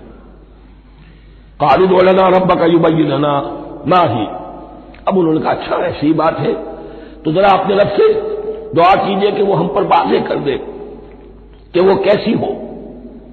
قال انه يقول، حضرت موسیٰ نے فرمایا اللہ تعالیٰ فرماتا ہے انها بقرۃ لا فارض ولا بکر، وہ ایک ایسی گائے ہونی چاہیے کہ جو نہ بوڑھی ہو نہ بالکل بچیا ہو، عوان بین ذالک، ان کے بین بین ہو۔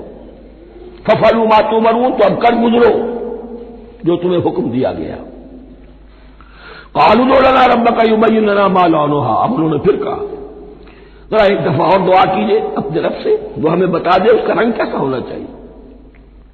قَالَ إِنَّهُ يَقُولُ إِنَّهَا بَقَرَةٌ صَفْرَاءُ فَاقِعٌ لَوْنُهَا تَسُرُّ النَّاظِرِينَ، فرمایا اللہ فرماتا ہے کہ وہ گائے ایسی ہونی چاہیے زرد رنگ، شوخ رنگ، شوخ زرد رنگ کی، چمکیلی، جو دیکھنے والوں کو خوب اچھی لگے، پسند آئے، دل میں کھب جانے والی۔ اب جو زیادہ سے زیادہ ان کے ہاں مقدس سمجھے جاتے تھے گائے، رفتہ رفتہ سوال کر کے اگر پہلے ہی حکم پر وہ کر دیتے تو کسی بھی گائے کو ذبح کر دیتے، لیکن یہاں گھیراؤ ان کا ہو رہا ہے کہ جس کی تقدس کا ان کے ذہن میں زیادہ سے زیادہ تاثر ہے اسی کو واضح کیا جائے۔ قالوا ادع لنا ربك يبين لنا ما هي، پھر انہوں نے کہا ذرا اللہ سے دعا کیجئے اور وہ ہمیں یہ بتائے کہ وہ کیسی ہو۔ ان البقرہ تشابہ علینا، یقیناً ہم کچھ شبے میں پڑ گئے ہیں، یہ گائے کا معاملہ مشتبہ ہو گیا ہے ہم پر۔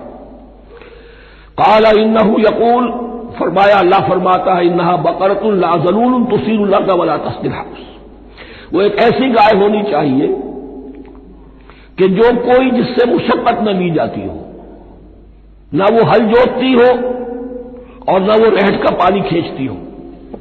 تسیر الارض، نہ تو وہ زمین کو جوتنے میں ہل چلانے میں کام میں لی جائے، ولا تسقي الحرث، اور نہ کھیتی کو پانی پلانے کے لیے وہ پانی کھینچنے میں استعمال کیا جائے۔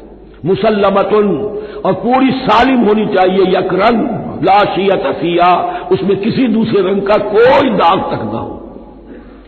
اب کیا کرتے، گھیراؤ میں آ گئے۔ قالوا الآن جئت بالحق، کہا انہوں نے کہ ٹھیک ہے اب تو آپ نے بات جو ہے پوری طریقے سے واضح کر دی۔ فذبحوها وما كانوا يفعلون، تب انہوں نے اس کو ذبح کیا اور وہ کرنے والے نہیں تھے، دل میں نہیں تھا، باجل ناخواش تھا۔ اب دیکھیے یہاں ترتیب ذرا واقعے کی جو ہے مختلف ہو گئی ہے۔ جو اس ذبح بقرہ کا سبب تھا وہ بعد میں بیان ہو رہا ہے یہاں۔ تورات میں چونکہ واقعات کو اس طریقے سے بیان کیا ہے لہذا وہاں ترتیب دوسری ہے۔ وَإِذْ قَتَلْتُمْ نَفْسًا فَادَّارَأْتُمْ فِيهَا، اور یاد کرو جبکہ تم نے ایک جان کو قتل کیا تھا اور اس کا الزام تم ایک دوسرے پر لگا رہے تھے، یعنی کسی کا پتہ نہیں چل رہا تھا قاتل کون ہے۔ وَاللَّهُ مُخْرِجٌ مَا كُنتُمْ تَكْتُمُونَ، اور اللہ تعالیٰ فیصلہ کر چکا تھا کہ جو کچھ تم چھپا رہے ہو اسے نکال کر رہے گا، واضح کرے گا۔ فَقُلْ اضْرِبُوهُ بِبَعْضِهَا، تو ہم نے حکم دیا کہ اس کی لاش کو اس گائے کے ایک ٹکڑے سے، اس کے جسم کے ایک حصے سے ضرب لگاؤ۔ کذالک یحیی اللہ الموتیٰ، اور دیکھو اس طریقے سے اللہ مردوں کو زندہ کر دے گا۔ تھوڑی دیر کے لیے وہ زندہ ہوا، اس نے اپنے قاتل کا نام بتا دیا۔ وَیُرِیکُمْ آیاتہ لعلکم تعقلون، اور وہ تمہیں دکھاتا ہے اپنی آیات تاکہ تم عقل سے کام لو۔ اب جو الفاظ آ رہے ہیں بہت سخت ہیں، بہت سخت ہیں، لیکن ان کو پڑھتے ہوئے درون بینی ضرور کیجیے گا، اپنے اندر جھانکیے گا۔ ثم قست قلوبکم، پھر تمہارے دل سخت ہو گئے جب دین میں ہیلے بہانے نکالے جانے لگے اور ہیلوں بہانوں کے ذریعے سے شریعت کے احکام سے بچا جائے، اللہ کو دھوکہ دینے کی کوشش کی جائے، اس کا جو نتیجہ نکلتا ہے وہ دل کی سختی ہے۔ ثم قست قلوبکم، پھر تمہارے دل سخت ہو گئے۔ فہی کالحجارۃ او اشد قسوہ، تو وہ تو اب پتھروں کے مانند ہیں بلکہ سختی میں ان سے بھی زیادہ شدید ہے۔ یہ ویسے بھی فصاحت اور بلاغت کا بھی بڑا ایک عمدہ مقام ہے قرآن کا۔ وَإِنَّ مِنَ الْحِجَارَةِ لَمَا يَتَفَجَّرُ مِنْهُ الْأَنْهَارُ، پتھروں میں سے تو ایسے بھی ہوتے ہیں جن میں سے چشمے پھوٹ بہتے ہیں۔ وَإِنَّ مِنْهَا لَمَا يَشَقَّقُ فَيَخْرُجُ مِنْهُ الْمَاءُ، اور ایسے بھی ہیں جو شق ہو جاتے ہیں، پتھر چٹانیں، ان میں سے پانی برآمد ہو جاتا ہے۔ وَإِنَّ مِنْهَا لَمَا يَهْبِطُ مِنْ خَشْيَةِ اللَّهِ، اور ان میں وہ بھی ہوتے ہیں جو اللہ کے خوف سے گر پڑتے ہیں۔ وَمَا اللَّهُ بِغَافِلٍ عَمَّا تَعْمَلُونَ، اور اللہ تعالیٰ غافل نہیں ہے اس سے کہ جو تم کر رہے ہو۔ یہ کیفیت جو ہے ثم قست قلوبکم فہی کالحجارۃ او اشد قسوہ ہے کون؟ یا بنی اسرائیل اذکروا نعمتی التی انعمت علیکم وانی فضلتکم علی العالمین، جن پر 1400 برس ایسے گزرے کہ کوئی لمحہ ایسا نہ تھا کہ نبی موجود نہ ہو، جنہیں 3 کتابیں دی گئی، لیکن یہ کہ اپنی بدعملی، عقائد میں بھی مین بیخ کر کے اپنے آپ کو بچانے کے راستے نکال لینا، اعمال میں بھی ہیلوں کے ذریعے سے، کتاب الحیل کے ذریعے سے اپنے آپ کو ذمہ داریوں سے مبرہ کر لینا، اس کا نتیجہ پھر یہ نکلتا ہے۔ اللہ تعالیٰ مجھے اور آپ کو اس انجام بد سے بچائے۔ بارک اللہ لی ولکم فی القرآن العظیم ونفعنی وإیاکم بالآیات والذکر الحکیم۔ الحمد للہ وکفی والصلاة والسلام علی عباده الذین اصطفی، خصوصاً علی افضلہم وخاتم النبیین محمد الامین وعلی آلہ وصحبہ اجمعین۔ اما بعد فاعوذ باللہ من الشیطان الرجیم، بسم اللہ الرحمن الرحیم۔ افتطمعون ان یؤمنوا لکم وقد کان فریق منہم یسمعون کلام اللہ ثم یحرفونہ من بعد ما عقلوہ وهم یعلمون۔ صدق اللہ العظیم۔ رب اشرح لی صدری ویسر لی امری واحلل عقدۃ من لسانی یفقہوا قولی۔ اللہم ربنا الہمنا رشدنا واعذنا من شرور انفسنا، اللہم ارنا الحق حقا وارزقنا اتباعہ وارنا الباطل باطلا وارزقنا اجتنابہ، اللہم وفقنا لما تحب وترضى، اللہم ربنا آنس وحشتنا فی قبورنا وارحمنا بالقرآن العظیم، اللہم اجعلہ لنا اماما ونورا وہدا ورحمہ، اللہم ذکرنا منہ ما نسینا وعلمنا منہ ما جہینا وارزقنا تلاوته آناء الليل وآناء النهار واجعله لنا حجة یا رب العالمین آمین۔ اب تک ہم نے سورہ بقرہ کے 8 رکوع اور اس پر مستضاد صرف 3 آیات کا مطالعہ کیا ہے۔ آج میں چاہتا ہوں کہ ہماری رفتار قدرے تیز ہو، تو یہ جو سلسلہ مضمون چل رہا ہے خطاب بے امت سابقہ امت مسلمہ بنی اسرائیل، ان کے ساتھ خطاب کا سلسلہ سورہ بقرہ میں 5ویں رکوع سے شروع ہوا اور 15ویں رکوع کے آغاز تک چلے گا۔ یہ 10 رکوع ہے۔ عرض کر چکا ہوں بار بار، اور اس کو میں چاہتا ہوں آپ اچھی طرح ذہن نشین کر لیں کہ اس میں سے پہلا رکوع جو ہے وہ دعوت کا ہے، وہ بہت فیصلہ کن ہے۔ یہی وجہ ہے کہ دیکھیے اس رکوع کا آغاز ہوا یا بنی اسرائیل اذکروا نعمتی التی انعمت علیکم واوفوا بعہدی اوف بعہدکم وایای فارہبون، اور خود بخود ظاہر ہو رہا ہے اسلوب کلام سے کہ اگلے رکوع سے بات کا رنگ بدل گیا ہے۔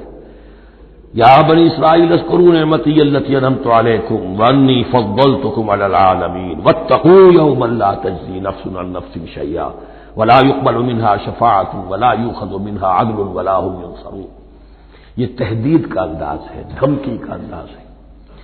تو میں نے عرض کیا تھا کہ 5واں رکوع اس خطاب میں بمنزلہ فاتحہ ہے، بہت اہم ہے، اور بقیہ جو 9 رکوع ہیں ان میں بریکٹ کا انداز ہے کہ 2 آیتوں سے بریکٹ شروع ہوتی ہے، انہی 2 آیتوں پر بریکٹ ختم ہوگی۔ یہ ملامت کا خطاب ہے، اور ان کے خلاف ایک مفصل فرد قرارداد جرم جو ہے وائد کی گئی ہے، جس کے نتیجے میں وہ اس منصب سے معزول کر دیے گئے جس پر 2000 برس سے فائز تھے، اور ان کی جگہ پر اب امت محمد، نئی امت مسلمہ علی صاحب الصلاۃ والسلام، اب اس کا نصب، اس کی انسٹالیشن، اور اس کی انسٹالیشن سیریمنی کے طور پر تحویل قبلہ کا معاملہ۔ یہ ربط کلام اگر سامنے نہ رہے تو انسان کھو جاتا ہے قرآن مجید کی طویل صورتوں کو پڑھتے ہوئے کہ بات کہاں سے چلی تھی، کدھر جا رہی ہے، کیا ربط ہے، کیا تعلق ہے، سیاق کلام کیا ہے۔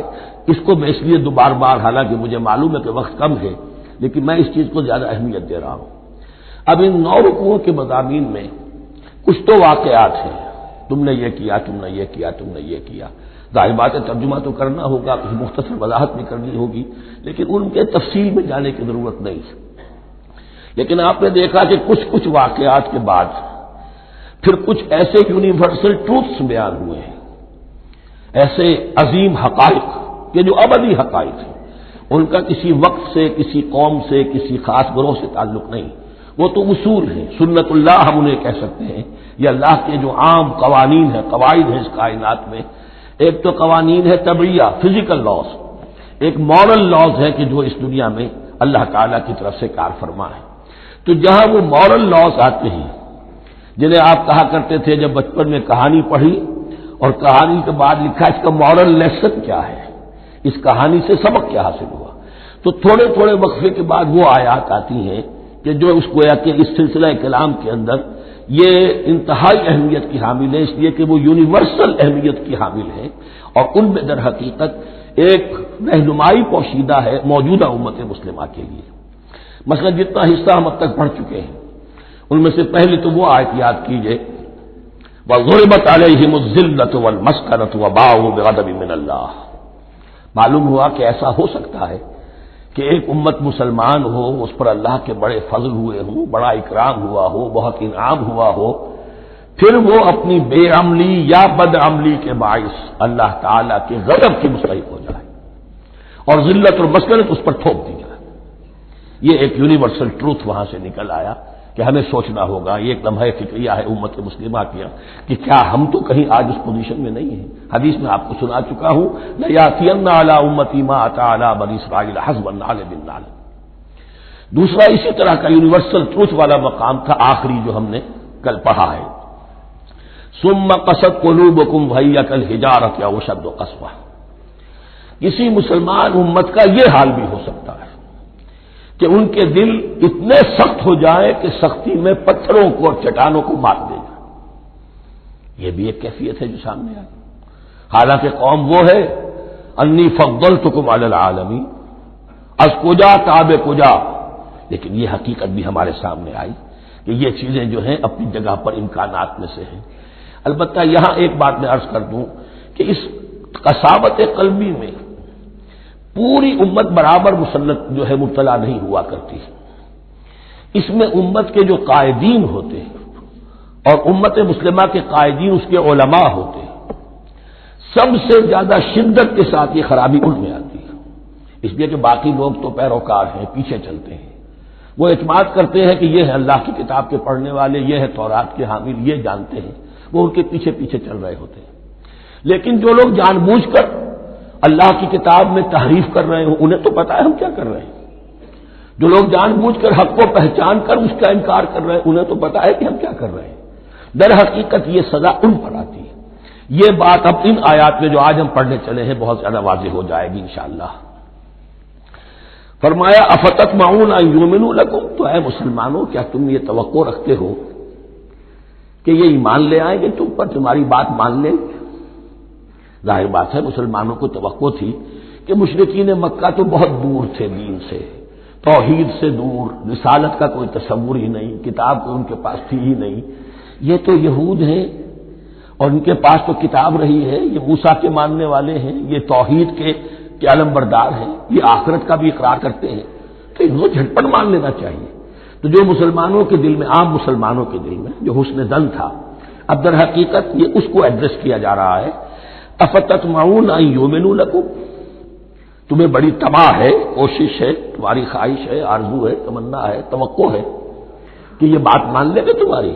وَقَدْ كَانَ فَرِيقٌ مِّنْهُمْ يَسْمَعُونَ كَلَامَ اللَّهِ ثُمَّ يُحَرِّفُونَهُ مِن بَعْدِ مَا عَقَلُوهُ وَهُمْ يَعْلَمُونَ، جبکہ حال یہ ہے کہ ان میں سے ایک جماعت، ایک گروہ وہ بھی ہے کہ جو اللہ کے کلام کو سن کر پھر اس میں تحریف کرتا رہا ہے، اس کے بعد کہ اس کو سمجھ لیتا تھا اور اچھے جان بوجھ کر تحریف کرتا تھا۔ اب ظاہر بات وہ گروہ کون ہوں گے؟ علماء ہی تو ہیں نا، عام آدمی تو تحریف نہیں کر سکتا تھا، تحریف کرنے والے تو علماء تھے۔ افتؤمنون ان یؤمنوا لکم وقد کان فریق منهم یسمعون کلام اللہ ثم یحرفونہ من بعد ما عقلوہ وهم یعلمون واذا لقوا الذین آمنوا قالوا آمنا۔ اب دیکھیے ایک بات بڑی عجیب سامنے آئے گی کہ جس طرح منافقین مسلمانوں میں تھے ایسے ہی منافقین یہود میں بھی تھے۔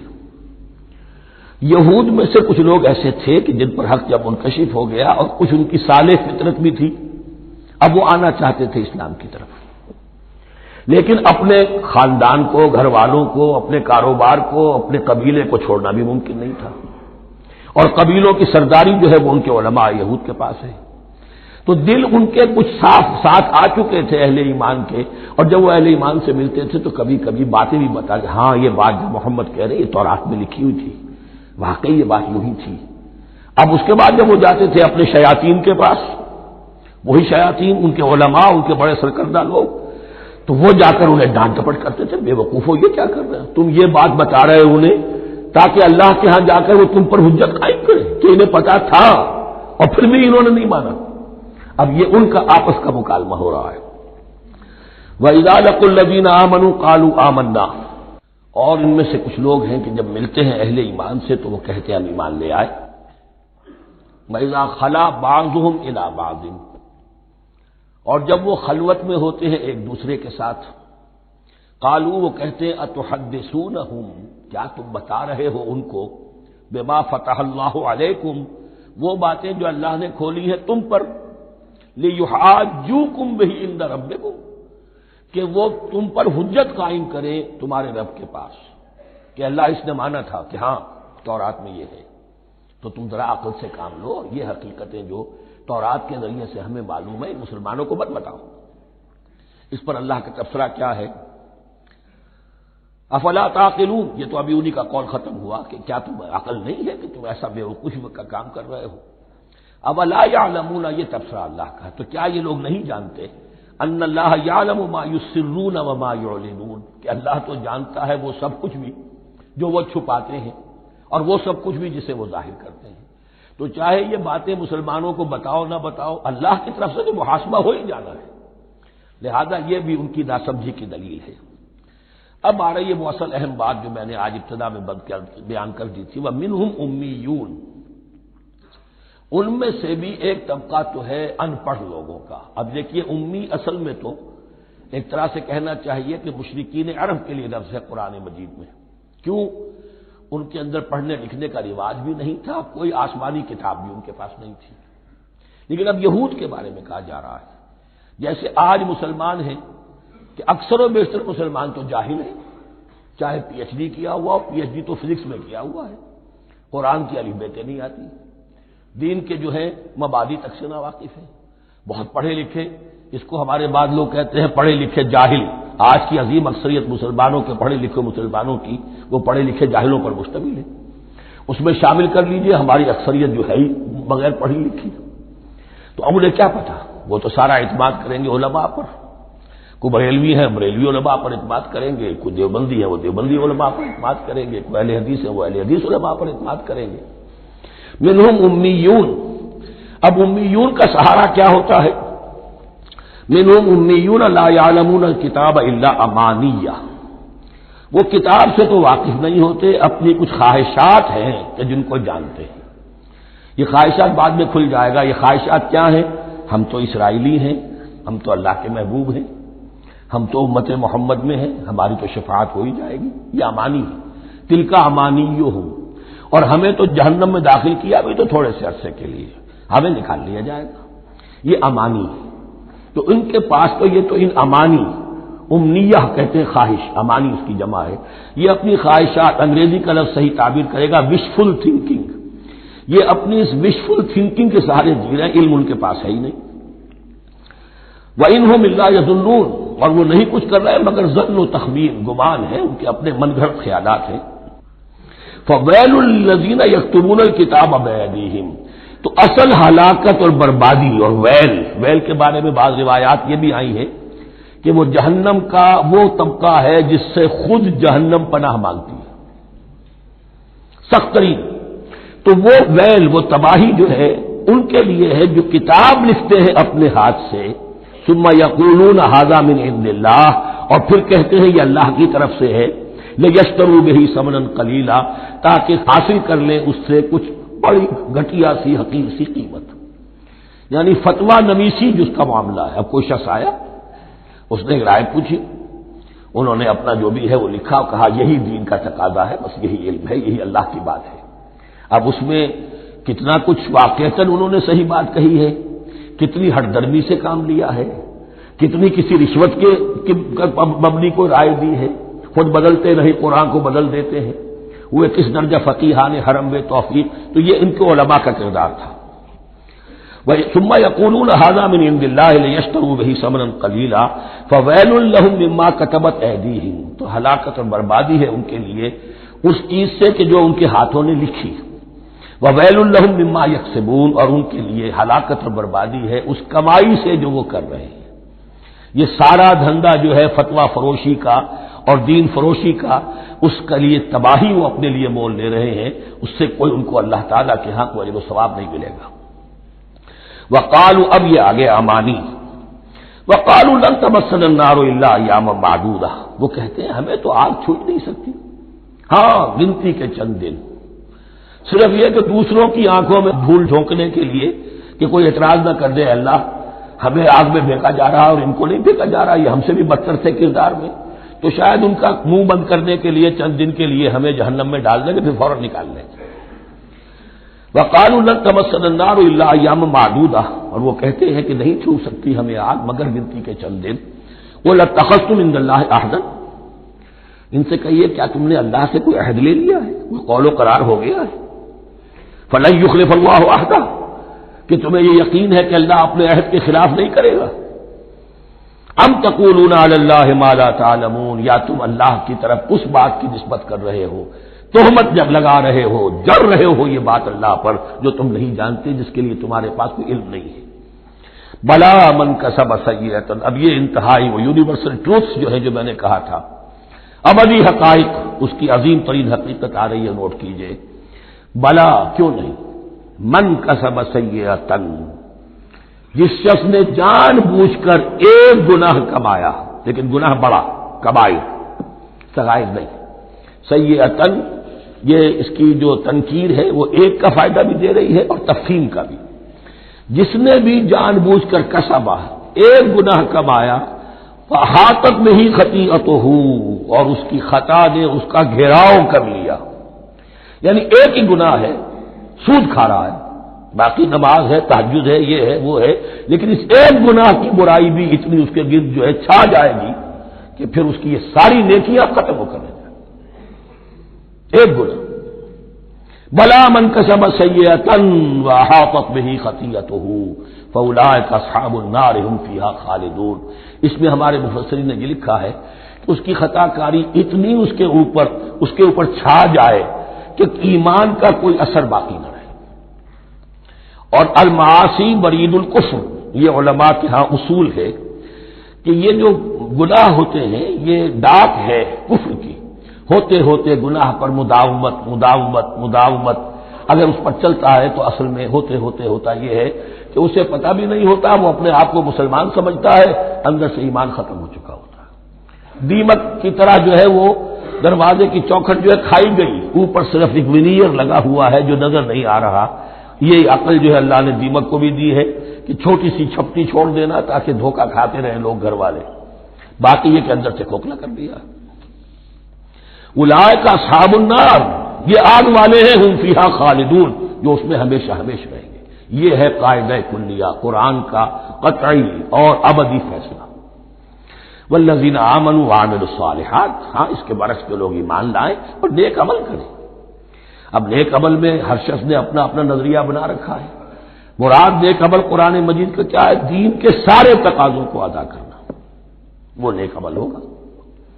آپ نے ایک نیکی لے لی، یتیم خانہ کھول دیا، بڑی فاؤنڈیشن بنا دی، بیواؤں کا انتظام ہو رہا ہے، لیکن کاروبار میں سودی لین دین ہے، جھوٹ ہے، فریب ہے، دھوکہ ہے، سب چل رہا ہے. تو یہ نہیں ہے. دین کے تقاضے یہ بھی ہے کہ دین کو قائم کرنے کی جد و جہد میں لگو، اس کی شرائط پوری کرو. تو فرمایا والذین آمنوا وعملوا الصالحات اولئک اصحاب الجنہ هم فیہا خالدون، وہ ہیں جنت والے اور وہ اس میں ہمیشہ ہمیشہ رہیں گے. وَإِذْ أَخَذْنَا مِيثَاقَ بَنِي إِسْرَائِيلَ لَا تَعْبُدُونَ إِلَّا اللَّهَ، اور یاد کرو جبکہ ہم نے بنی اسرائیل سے عہد لیا تھا تم نہیں عبادت کرو گے کسی کی سوائے اللہ کے. وَبِالْوَالِدَيْنِ إِحْسَانًا، اور اس کے ساتھ دوسرا حکم، اور یہ اہم مقام ہے کہ اللہ کے حق کے فوراً بعد والدین کے حق کا ذکر قرآن مجید میں 4 مقامات پر آیا. ان میں سے ایک مقام یہ ہے وَبِالْوَالِدَيْنِ إِحْسَانًا، والدین کے ساتھ نیک سلوک کرو گے. وذی القربہ، اور قرابت داروں کے ساتھ بھی، والیتامى، اور یتیموں کے ساتھ بھی، والمساکین، اور محتاجوں کے لیے بھی. وقولوا للناس حسنا، اور لوگوں سے اچھی بات کہو، اچھی بات کہو، صحیح بات کہو، امر بالمعروف کرتے رہو، نیکی کی دعوت دیتے رہو.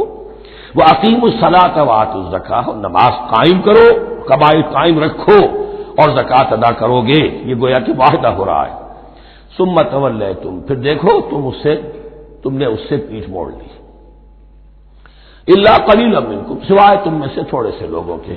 وانتم معرضون، اور تم ہو ہی پھر جانے والے. تمہاری یہ عادت گویا کہ طبیعت ثانیہ ہے.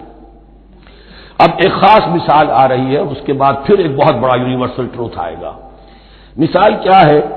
اللہ نے ان سے ایک عہد لیا تھا وَإِذْ أَخَذْنَا مِيثَاقَكُمْ، ہم نے تم سے یہ عہد بھی لیا تھا لا تسفكون دماءكم، دیکھو اپنا خون نہیں بہاؤ گے، یعنی آپس میں جنگ نہیں کرو گے، لڑو گے نہیں، تم بنی اسرائیل ایک وحدت بن کر رہو گے.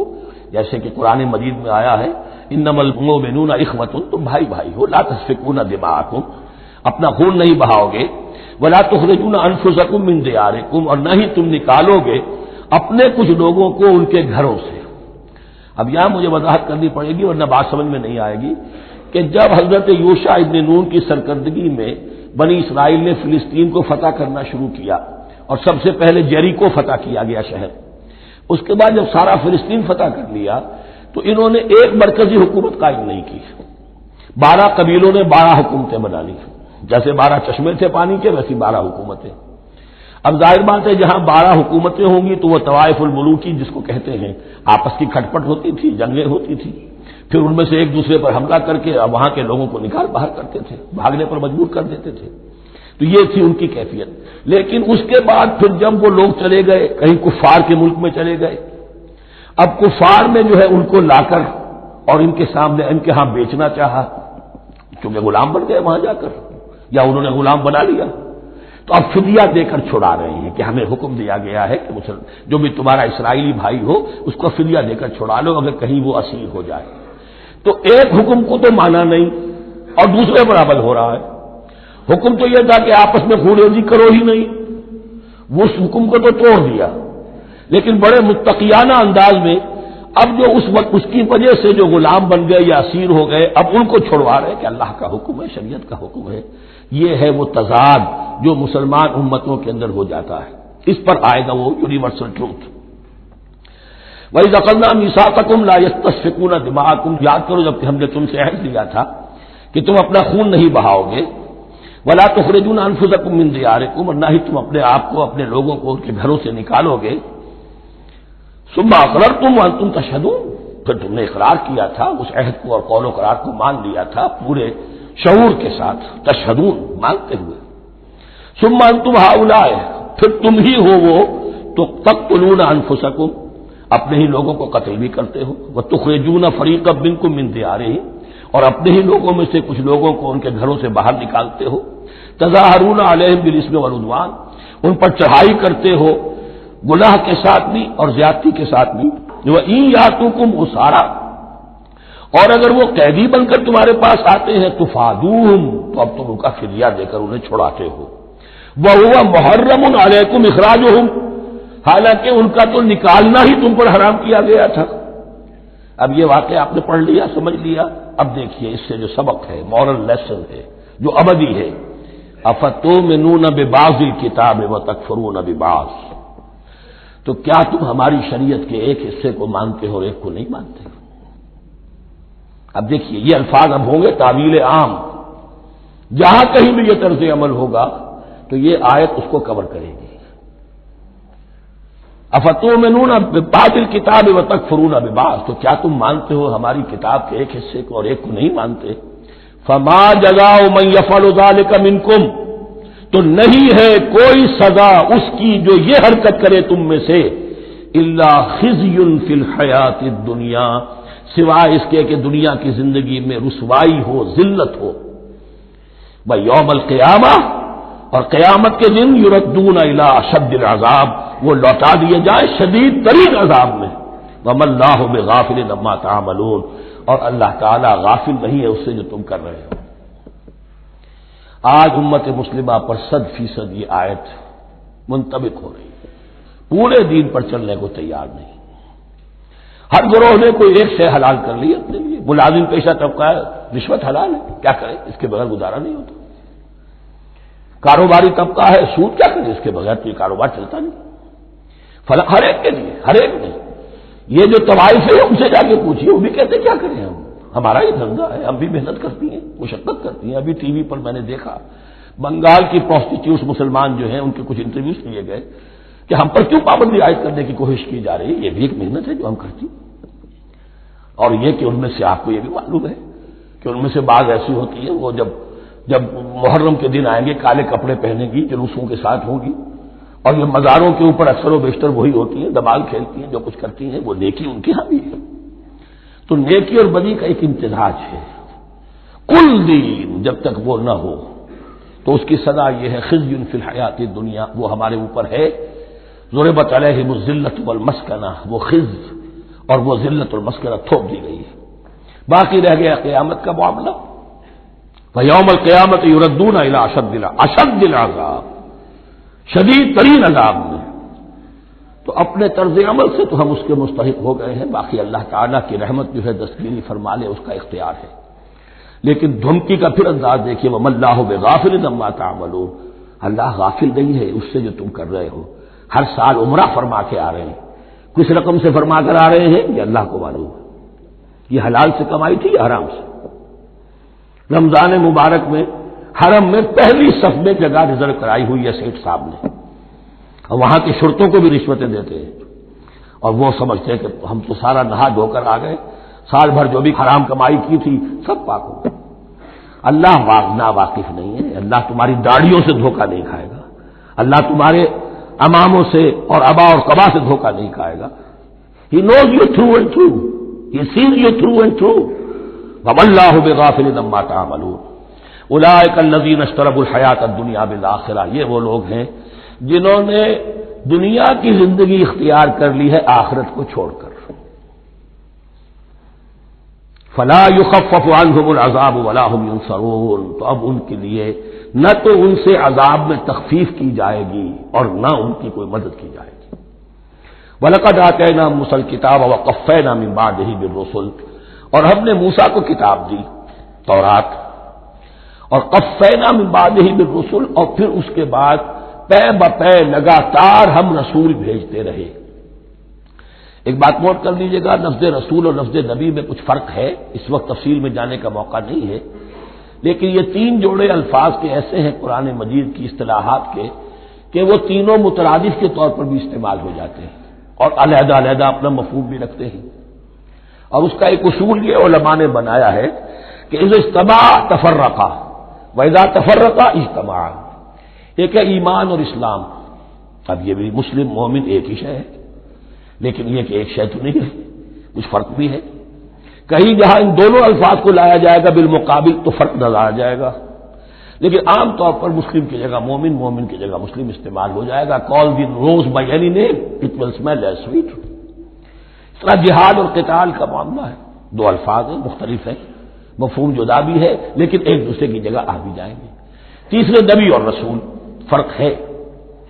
ہر نبی رسول نہیں ہوتا، ہر رسول نبی ہے. یعنی نبی عام ہے، رسول خاص ہے. نبی کو جب کسی خاص قوم کی طرف معین طور پر بھیج دیا جاتا ہے تب وہ رسول ہو جاتا ہے. اس سے پہلے اس کی حیثیت ایک ولی اللہ کی ہے، بہت اعلیٰ درجے کا اللہ کا دوست اور ولی جس پر وحی آ رہی ہے. عام ولی اللہ میں اور نبی میں فرق یہ ہے، ان پر وحی آتی ہے، ان پر وحی نہیں آتی. لیکن اس نبی کو اگر اب آپ بھیج دیں گے کہ جاؤ اذهب الى فرعون، اب وہ رسول ہو گئے. جاؤ اب مدین کی طرف، الى مدین اخاهم شعیبا، اب رسول ہو گئے. تو یہ فرق ہے نبی اور رسول کا. جیسے آپ کے ہاں سی ایس پی کاڈر ہے، اب وہ ڈی سی بھی لگ سکتا ہے، کہیں وہ جوائنٹ سیکرٹری لگا ہوا ہے، کہیں ناپسندیدہ آدمی ہے تو او ایس ڈی لگایا ہوا ہے کہیں، لیکن اس کا کاڈر برقرار رہے گا، سی ایس پی تو ہے. اسی اعتبار سے ہر نبی ہر حال میں نبی ہے، لیکن اس کو اضافی کیفیت ملتی ہے رسول کی. اور ایک بات یہ نوٹ کر لیجئے، نبیوں کو قتل بھی کیا گیا ہے، رسول قتل نہیں ہو سکتے. اللہ کا فیصلہ یہ ہے کہ لَأَغْلِبَنَّ أَنَا وَرُسُلِي، میں اور میرے رسول تو غالب آ کر رہیں گے. جب بھی کسی قوم نے کسی رسول کی جان لینے کی کوشش کی ہے اس قوم کو برباد کر دیا گیا اور رسول اور اس کے ساتھیوں کو بچا لیا گیا. یہ معاملہ ہوا ہے اللہ کا تمام رسولوں کے ساتھ، نبیوں کے ساتھ نہیں. حضرت یحییٰ نبی تھے، قتل کر دیے گئے. حضرت عیسیٰ رسول تھے، قتل نہیں کیے جا سکتے تھے، ان کو زندہ آسمان پر اٹھا لیا گیا. اب وہی دوبارہ آئیں گے. تو رسول جو ہے وہ قتل نہیں ہوتا. اور اسی اعتبار سے حضور کی بڑی گہری تمنا تھی، لَوَدِدتُّ أَنْ أُقْتَلَ فِي سَبِيلِ اللَّهِ ثُمَّ أُحْيَا ثُمَّ أُقْتَلَ ثُمَّ أُحْيَا. میری بڑی خواہش ہے میں اللہ کی راہ میں قتل ہو جاؤں، پھر زندہ کیا جاؤں، پھر قتل کیا جاؤں، پھر اللہ کی راہ میں پھر زندہ کیا جاؤں، پھر قتل کیا جاؤں. لیکن اللہ نے یہ خواہش آپ کی پوری نہیں کی، اس لیے کہ آپ اللہ کے رسول تھے. اب یہاں نوٹ کیجئے گا، یہاں لفظ رسول تو آ گیا ہے لیکن یہ نبی کے معنی میں ہے. قفینا من بعدہ بالرسل، اس لیے کہ رسول حضرت موسیٰ کے بعد حضرت عیسیٰ ہی ہے. درمیان میں پروفٹس ہیں، یہ prophets of the old testament, یہ انبیاء ہیں، لیکن ان کے لیے لفظ رسول آ گیا ہے. وَآتَيْنَا عِيسَى ابْنَ مَرْيَمَ الْبَيِّنَاتِ وَأَيَّدْنَاهُ بِرُوحِ الْقُدُسِ، اور ہم نے عیسیٰ کو بڑی واضح نشانیاں دی. حصی معجزات جتنے حضرت مسیح کو دیے گئے ہیں ویسے اور کسی نبی کو نہیں دیے گئے. یہ بعد میں تذکرہ آ جائے گا سورہ آل عمران میں. اور ہم نے مدد کی ان کی روح القدس کے ساتھ، حضرت جبرائیل کی خاص تائید انہیں حاصل تھی. ظاہر بات ہے، میں نے عرض کیا ہے کہ جو معجزہ ہوتا ہے وہ کسی نبی کی اپنی طاقت سے اس کا ظہور نہیں ہوتا، رسول کے کسی طاقت سے، یا کرامت کسی ولی اللہ کے اپنے اختیار میں نہیں ہوتی، یہ اللہ کی طرف سے.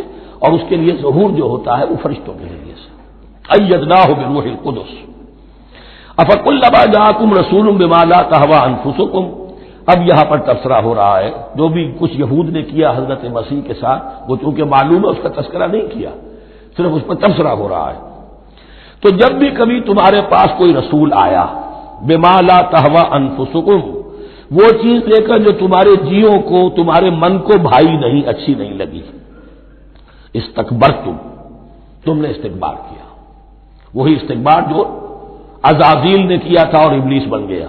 ابا واستکبر، استکبرتم ففریقا کذبتم وفریقا تقتلون، تو کچھ کو تو تم نے صرف ان کی تردید ہی کی اور کچھ کو تم نے قتل بھی کیا۔ تقتلون، تو یہ انبیاء کے قتل ہو سکتا ہے۔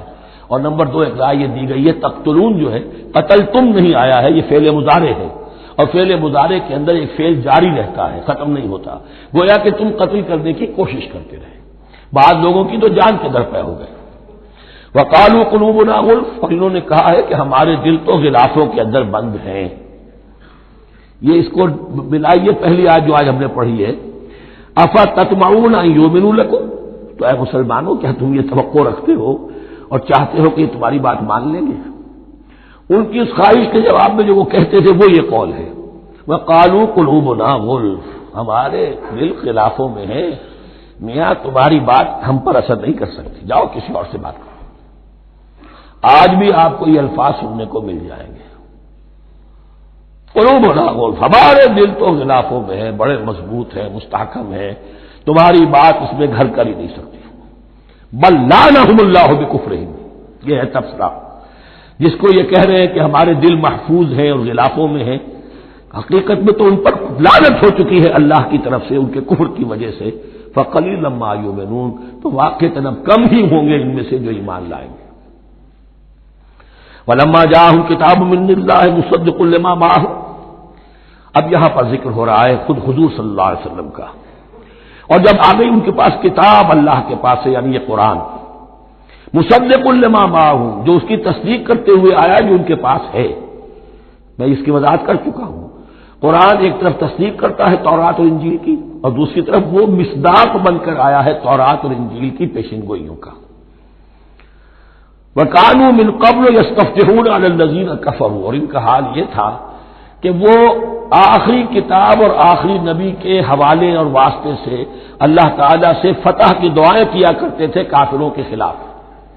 ہوتا کیا تھا کہ یہ 3 قبیلے مدینے میں آ گئے کہ جو یہودی تھے، بنو قینقاع، بنو نضیر اور بنو قریظہ، اسی میں وہاں رہتے تھے اوس اور خزرج جو یمن سے آئے تھے، اصل عربی قبائل تھے، پھر آس پاس کے قبائل بھی تھے، وہ سب کے سب امیین میں سے تھے، ان کے پاس نہ کوئی کتاب، نہ کوئی شریعت، نہ کسی نبوت سے آگاہ۔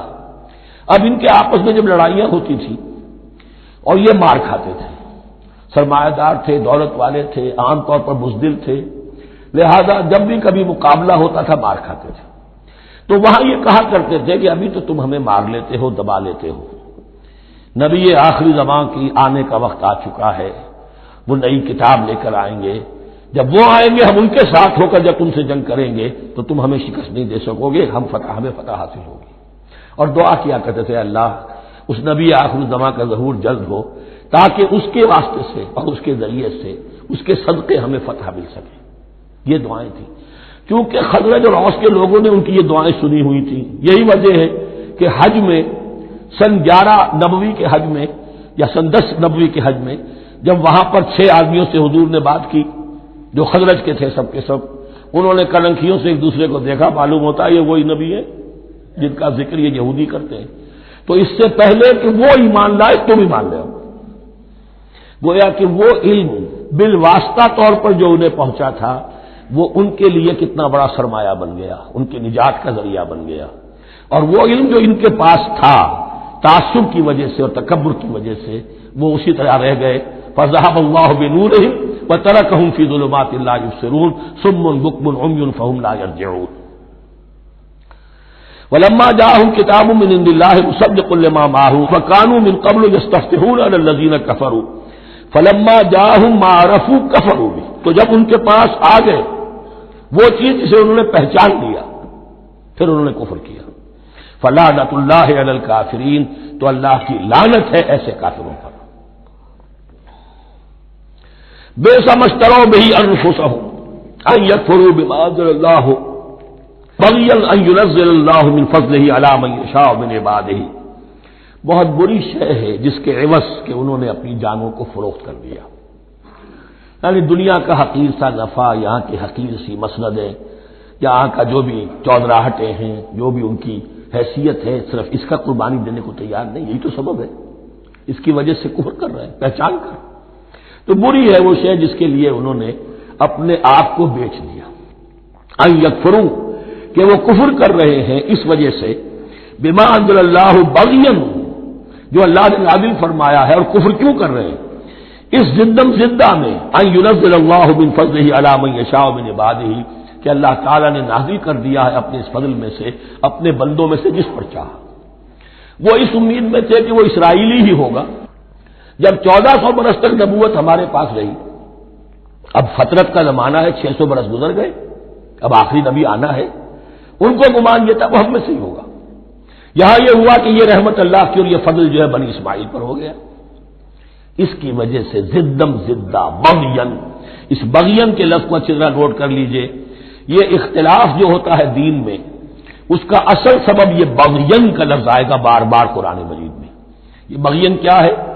جس سے عہد حاضر کے ایک خاص جو مکتب فکر ہے سائیکالوجی کا، ایڈلر کا، اس میں یہ قرار دیا گیا ہے کہ انسان کے جو موٹیوز ہیں، جو اس کا انسٹنکٹس ہیں، ان میں ایک بہت پاورفل موٹیو جو ہے to dominate, urge to dominate. میں اس کی بات کیوں مانوں، یہ کیوں نہ میری مانے، یہ ڈومینیشن. تو بغیا کے معنی بھی ہے حد سے بڑھنا، تجاوز کرنا. تو وہ اپنی حد سے بڑھ کر دوسروں کے اوپر روب گاجنے کے لیے کہ سارا انہوں نے کیا اس وجہ سے کہ بنی اسماعیل کے ایک شخص محمد صلی اللہ علیہ وسلم پر اللہ تعالیٰ نے یہ رحمت نازل فرما دی. فباؤوا بغضب علی غضب، تو وہ لوٹے غضب پر غضب لے کر، یعنی تہ بر تہ غضب ہے ان پر اللہ تعالیٰ کا. وللکافرین عذاب مہین، اور ایسے کافروں کے لیے اہانت آمیز، مہین اہانت سے بنا ہے، اہانت آمیز عذاب ہے.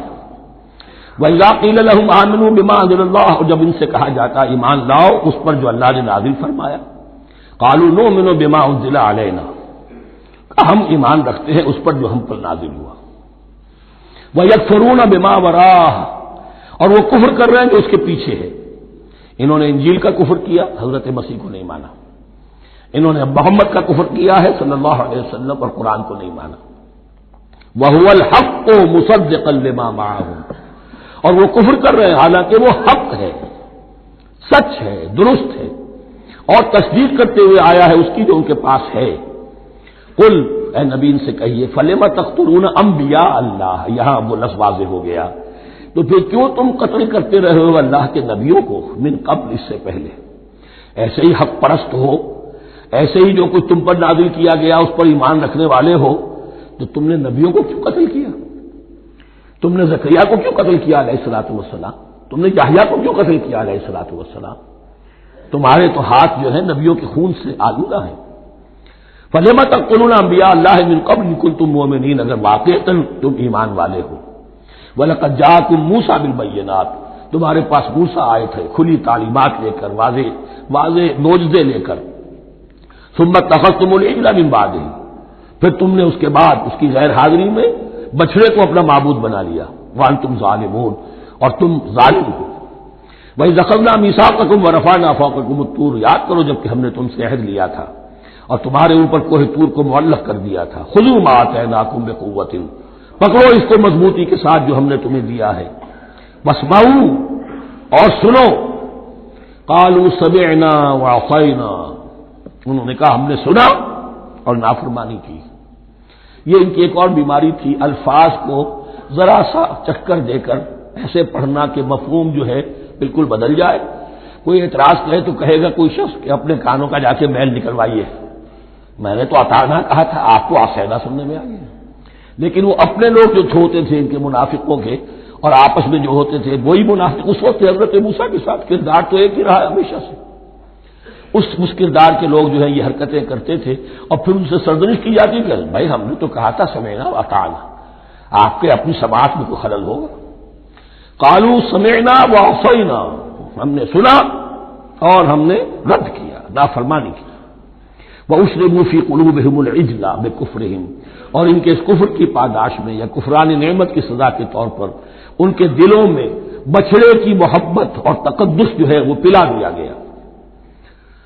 قل بئس ما یامرکم بہ ایمانکم ان کنتم مؤمنین، کہیے ان سے بری ہیں یہ باتیں، برا ہے وہ جس کا کہ حکم دے رہا ہے تمہیں تمہارا ایمان، ایمان کے ساتھ یہ حرکتیں، ان کنتم مؤمنین، اگر تم مومن ہو تو کیا ایمان کے ساتھ یہ حرکتیں ممکن ہوتی؟ قل ان كانت لكم الدار الآخرة عند الله خالصة من دون الناس فتمنوا الموت ان كنتم صادقين۔ پھر یہ ایک یونیورسل ٹروتھ آ رہا ہے، بہت اہم، اس کو کرتے ہوئے خود انٹروسپیکشن کی ضرورت ہے پڑھتے ہوئے، کیونکہ ان کا یہ خیال تھا نحن ابناء اللہ واحباؤہ، ہم تو اللہ کے بڑے چہیتے ہیں، بڑے لاڈلے ہیں، اولیاء ہیں، ہم پسندیدہ لوگ ہیں، we are the chosen people of the lord, یہ ان کا کہنا جو ہے یہ تو ان کی بڑی کھلی بات ہے، اور ان کا کہنا ہے کہ آخرت کا گھر تو ہمارے لیے ہے ہی ہے، اٹھا لو۔ اب دیکھیے لٹمس ٹیسٹ ان کے سامنے رکھا جا رہا ہے، لیکن یہ لٹمس ٹیسٹ میرے اور آپ کے لیے بھی ہے۔ قل ان كانت لكم الدار الآخرة عند الله خالصة من دون الناس، اے نبی ان سے کہیے کہ اگر تمہارے لیے آخرت کا گھر اللہ کے پاس خالص کر لیا گیا ہے دوسرے لوگوں کو چھوڑ کر، یعنی تمہاری ریزرویشن ہو چکی ہے وہاں، تمہارے لیے تو جنت ہی جنت ہے، فتمنوا الموت ان کنتم صادقین، تو اگر تم سچے ہو تو تمہیں موت کی تمنا کرنی چاہیے، موت کی تمنا کرو۔ اگر اتنا ہی یقین ہے جنت میں داخل ہونے کا تو دنیا میں رہنا تم پر گراں ہونا چاہیے۔ یہاں کی تو بہت سی کلفتیں ہیں، بہت سی محنتیں ہیں، مشقتیں ہیں، کتنی کتنی کوفت اٹھانی پڑ جاتی ہے۔ یقین اگر ہو کہ آخرت ہے اور وہاں میرا مقام جنت میں ہے تو زندگی تو لائبلٹی معلوم ہونی چاہیے، ایسٹ معلوم نہیں ہونا چاہیے۔ پھر تو دنیا سجن نظر آنی چاہیے، جیسا کہ حدیث میں فرمایا گیا الدنیا سجن المومن و جنت الکافر، یعنی کم سے کم یہ کہ دنیا میں زیادہ رہنے کی آرزو تو نہ ہو، یہ کم سے کم ہے۔ آخرت پر ایمان، اور اگر اپنا معاملہ اللہ کے ساتھ خلوص پر ہے، دھوکے بازی پہ نہیں ہے، بل الانسان علی نفسہ بصیرہ، ہر انسان کو معلوم ہے میں کہاں کھڑا ہوں، آپ کا دل آپ کو بتا دے گا آپ اللہ کے ساتھ دھوکے بازی کر رہے ہیں یا آپ کا معاملہ اللہ کے ساتھ خلوص و اخلاص پر مبنی ہے۔ اگر یقین ہے کہ خلوص و اخلاص پر ہے تو پھر تو یہ ہے کہ زندگی ایسٹ نہیں لائبلٹی، اور دنیا باغ نہیں قید خانہ نظر آنا چاہیے، اور اس میں انسان رہتا ہے ایک مجبوراً، اللہ نے بھیجا ہے رہنا ہے، جو جو اس کی طرف سے ذمہ داریاں عائد کی گئی ہیں وہ ادا کرنی ہے، لیکن یہاں رہنے کی خواہش یہ اگر ہے تو یا تو آخرت پر ایمان نہیں یا اپنا اللہ کے ساتھ معاملہ خلوص اور اخلاص پر مبنی نہیں۔ دس از دی لٹمس ٹیسٹ۔ فتمنوا الموت ان کنتم صادقین ولن یتمنوه ابدا، اور یہ ہرگز نہیں کریں گے تمنا اس کی موت کی، بما قدمت ایدیہم، بسبب ان کرتوتوں کے جو ان کے ہاتھوں نے آگے بھیجے ہوئے ہیں۔ ہر شخص کو معلوم ہے میں نے کیا کمائی کی ہے، کیا بھیجی ہے۔ واللہ علیم بالظالمین، اور اللہ ان ظالموں سے بخوبی واقف ہے۔ وَلَتَجِدَنَّهُمْ أَحْرَصَ النَّاسِ عَلَىٰ حَيَاةٍ، اور تم انہیں دیکھو گے اس دنیا کی زندگی پر تمام انسانوں سے بڑھ کر حریص ہے، وَمِنَ الَّذِينَ أَشْرَكُوا، یہاں تک کہ مشرکوں سے زیادہ حریص ہے۔ اور یہ بات صحیح ہے، اہل ایمان کے ساتھ مقابلہ مشرکین نے کیا، کھل کر میدان میں آ کر کیا، ڈٹ کر کیا، اپنی جانیں اپنے باقی معبودوں کے لیے قربان کی۔ یہودی نہیں لڑ سکے، من ورائے جدر، فصیلوں کے پیچھے سے اور ادھر سے، لیکن سامنے آ کر مقابلہ نہیں کر سکے، اس لیے کہ انہیں جانیں بہت عزیز تھی۔ وَلَتَجِدَنَّهُمْ أَحْرَصَ النَّاسِ عَلَىٰ حَيَاةٍ وَمِنَ الَّذِينَ أَشْرَكُوا، حتیٰ یہ کہ مشرکین سے بھی زیادہ یہ دنیا کی زندگی کے حریص ہیں۔ یود احدہم لو یعمر الف سنہ، ان میں سے ہر ایک کی یہ خواہش ہے کہ کسی طرح اس کی عمر 1000 برس ہو جائے۔ وما ہوا بمزحزحہ من العذاب ان یعمر، اور اگر ان کو معمر کر بھی دیا جائے، طویل زندگی دے بھی دی جائے تو عذاب سے تو چھٹکارا نہیں ملے گا، آخرت تو بالآخر تو آنی ہے۔ واللہ بصیر بما یعملون، اور اللہ دیکھ رہا ہے جو کچھ کہ وہ کر رہے ہیں۔ قل من کان عدوا لجبریل فانہ نزلہ علی قلبک، اب جیسا کہ میں نے عرض کیا کہ ان کا خیال یہ تھا کہ آخری نبوت کا وقت تو قریب ہے، ہوگا وہ کوئی اسرائیلی، ہوگا ہم میں سے۔ معاملہ ہو گیا تلپٹ، اللہ نے ان کی آزمائش اتنی بڑی کر لی کہ کہ جنہیں حقیر سمجھتے تھے، بڑی امیین ہیں، ان پڑھ ہیں، نہ ان کے پاس کتاب، نہ کوئی شریعت، نہ کوئی قانون، نہ کوئی ضابطہ، کچھ بھی نہیں، اللہ نے ان میں سے ایک آدمی کو، ایک شخص کو چن لیا۔ لہذا ان کے لیے اب ان کے اندر دشمنی پیدا ہوئی، کس سے؟ گالیاں دینے لگے حضرت جبرائیل کو، اس نے دشمنی کی ہمارے ساتھ، آ تو رہا تھا پیغام ہم میں سے کسی کے لیے، لے گیا ادھر۔ اور یہ بات آپ کو شاید بڑی عجیب لگے، لیکن یہ کہ شیخ احمد سرہندی رحمۃ اللہ علیہ نے اپنے مکاتیب میں یہ لکھا ہے کہ اہل تشیع کا ایک فرقہ ایسا بھی رہا ہے، میں نہیں جانتا کہ آج بھی ہے یا نہیں ہے، جس کو غرابیہ کہتے تھے، غرابیہ۔ ان کا عقیدہ یہ تھا کہ حضرت محمد صلی اللہ علیہ وسلم اور حضرت علی رضی اللہ تعالی عنہ، ان کی ارواح بالکل ایک دوسرے کے ایسے مشابہ تھیں جیسے ایک کوا دوسرے کوے کے مشابہ ہوتا ہے، غراب کوے کو کہتے ہیں۔ تو جبریل دھوکہ کھا گئے، وہ وہی اللہ نے بھیجی تھی علی کے لیے، لے گئے محمد کے پاس صلی اللہ علیہ وسلم۔ تو یہ بات جو شیخ احمد سرہندی کی لکھی ہوئی غرابیہ فرقہ ان کا، مجھے یہ نہیں معلوم کہ اب بھی ہے یا نہیں، لیکن یہ بات یہود کے ہاں جو ہے وہ موجود تھی۔ اور بات جان لیجئے، لَيَأْتِيَنَّ عَلَىٰ أُمَّتِي مَا أَتَىٰ عَلَىٰ بَنِي إِسْرَائِيلَ حَزْوَ النَّعْلِ بِالنَّعْلِ، اس کی حقیقت اور سے اور منکشف ہوتی چلی جائے گی۔ تو اب یہاں فرمایا قُلْ مَنْ كَانَ عَدُوًّا لِجِبْرِيلَ، اے نبی کہہ دیجئے جو کوئی بھی دشمن ہو گیا ہو جبرائیل کا، فَإِنَّهُ نَزَّلَهُ عَلَىٰ قَلْبِكَ بِإِذْنِ اللَّهِ، تو اس نے تو نازل کیا ہے اس قرآن کو آپ کے دل پر اللہ کے حکم سے، جبرائیل کا اپنا اختیار تو نہیں تھا۔ مصدقا لما بین یدیہ، اور یہ تصدیق کرتے ہوئے آیا ہے اس کی جو اس کے سامنے موجود ہے، وہدی وبشریٰ للمؤمنین، اور بشارت ہے اہل ایمان کے لیے۔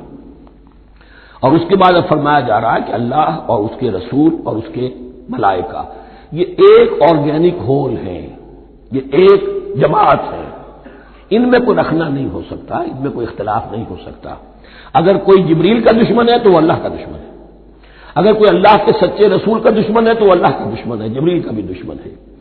من کان عدوا للہ وملائکتہ ورسلہ وجبریل ومیکال فإن اللہ عدو للکافرین، تو کان کھول کر سن لو، جو کوئی بھی دشمن ہے اللہ کا اور اس کے فرشتوں کا اور اس کے رسولوں کا اور جبرائیل کا اور میکائیل کا، تو اللہ تعالیٰ کی طرف سے بھی اعلان ہے کہ اللہ ایسے کافروں کا دشمن ہے۔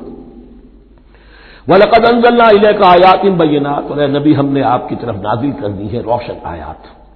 وَمَا يَكْفُرُ بِهَا إِلَّا الْفَاسِقُونَ، اور انکار نہیں کرتے ان کا مگر وہی کہ جو سرکش ہے۔ وَمَا يُضِلُّ بِهِ إِلَّا الْفَاسِقِينَ، تیسرے رکوع میں جو سورہ بقرہ کے الفاظ آئے تھے۔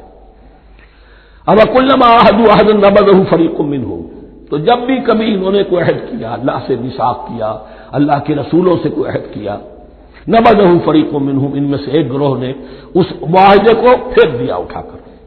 بل اکثرہم لا یؤمنون، بلکہ ان کی اکثریت جو ہے ایمان سے خالی ہے، جیسا کہ حال آج امت مسلمہ کا ہے۔ مسلمان ہے، ایمان حقیقی، ایمان قلبی، یقین والا ایمان وہ کتنوں کو حاصل ہے۔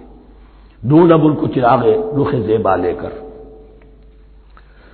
وَلَمَّا جَاءَهُمْ رَسُولٌ مِّنْ عِندِ اللَّهِ مُصَدِّقٌ لِّمَا مَعَهُمْ نَبَذَ فَرِيقٌ مِّنَ الَّذِينَ أُوتُوا الْكِتَابَ، پھر وہی بات، اور جب آئے ان کے پاس اللہ کی طرف سے ایک رسول یعنی محمد صلی اللہ علیہ وسلم، مصدق لما معہم، اور تصدیق کرتے ہوئے آئے ہیں اس کی جو ان کے پاس موجود ہے، ان کے ساتھ ہے، نبذ فریق من الذین اوتوا الکتاب کتاب اللہ وراء ظہورہم، ان کی ایک گروہ، ان کی ایک جماعت نے اللہ کی کتاب کو اپنی پیٹھوں کے پیچھے پھینک دیا، کأنہم لا یعلمون، گویا کہ وہ جانتے ہی نہیں، انجانے سے ہو کر رہ گئے تھے، ہمیں کچھ پتہ نہیں۔ ان کے عوام پوچھتے ہوں گے کیا یہ وہی نبی ہے جن کا ذکر نہیں، کیا بڑے کوئی یقین سے نہیں کہہ سکتے، کچھ نہیں، ابھی دیکھیں گے، تیل دیکھو، تیل کی دھار دیکھو، کأنہم لا یعلمون، جیسے انہیں علم نہیں۔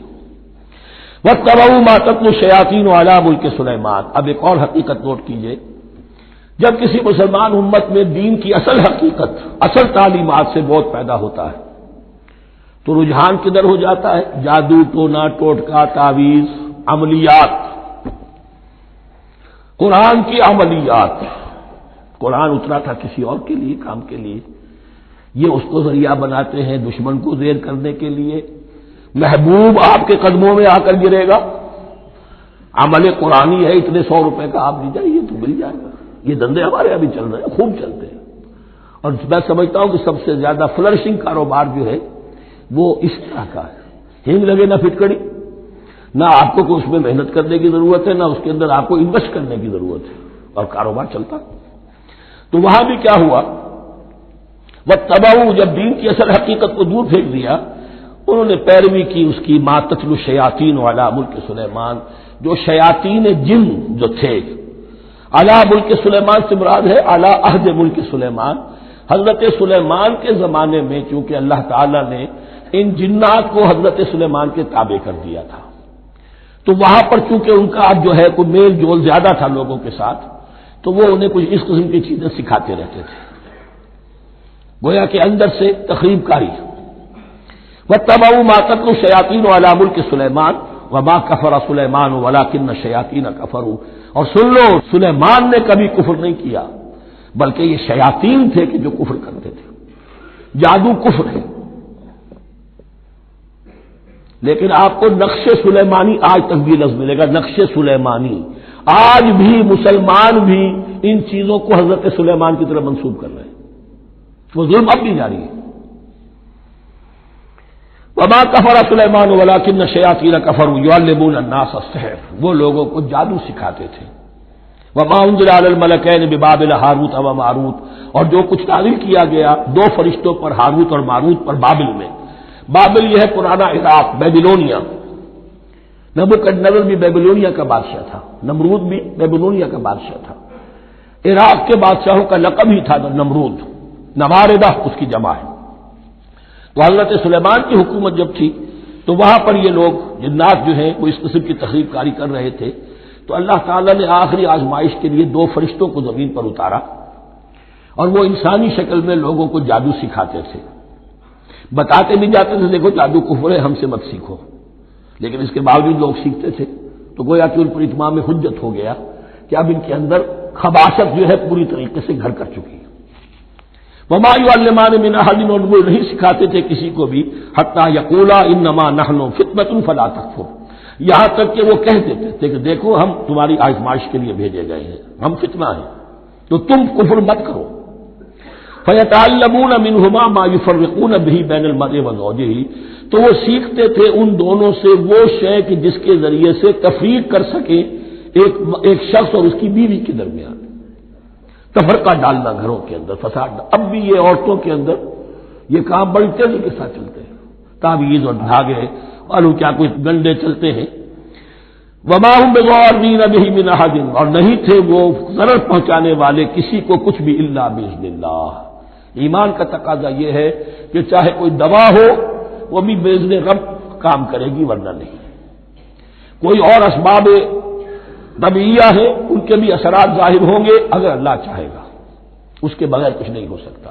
جادو کا بھی اثر ہوگا تو اللہ کے اذن سے ہوگا، تو بندہ مومن کو ڈٹے رہنا چاہیے اور مقابلہ کرنا چاہیے۔ وما هم بضارین به من احد الا باذن اللہ ويتعلمون ما يضرهم ولا ينفعهم، اور وہ سیکھتے تھے ان سے وہ چیزیں جو ان کے لیے مضرت بخش تھی، ضرر پہنچانے والی، اور انہیں نفع نہیں پہنچاتی تھی۔ وَلَقَدْ عَلِمُوا لَمَنِ اشْتَرَاهُ مَا لَهُ فِي الْآخِرَةِ مِنْ خَلَاقٍ، حالانکہ یہ بات ان کے علم میں آ چکی تھی کہ جس نے بھی اس چیز کو حاصل کیا، جادو سیکھا، اس کا پھر آخرت میں کوئی حصہ نہیں ہے۔ وَلَبِئْسَ مَا شَرَوْا بِهِ أَنفُسَهُمْ، اور بری تھی وہ چیز جس کے لیے انہوں نے اپنے آپ کو فروخت کر دیا، لَوْ كَانُوا يَعْلَمُونَ، کاش کہ انہیں علم ہوتا۔ وَلَوْ أَنَّهُمْ آمَنُوا وَاتَّقَوْا، اور اگر وہ ایمان رکھتے اور تقوی کی روش اختیار کرتے، لَمَثُوبَةٌ مِّنْ عِندِ اللَّهِ خَيْرٌ، تو بدلہ پاتے اللہ کی طرف سے بہت ہی اچھا، بہت خیر۔ لَوْ كَانُوا يَعْلَمُونَ، کاش کہ ان کو معلوم ہوتا۔ یا ایھا الذین آمنوا لا تقولوا راعنا وقولوا انظرنا واسمعوا، اب ایک اور مثال ان کی، وہ تو تھے منافقین بنی اسرائیل جن کا ذکر ہوا، سمعنا وعصینا۔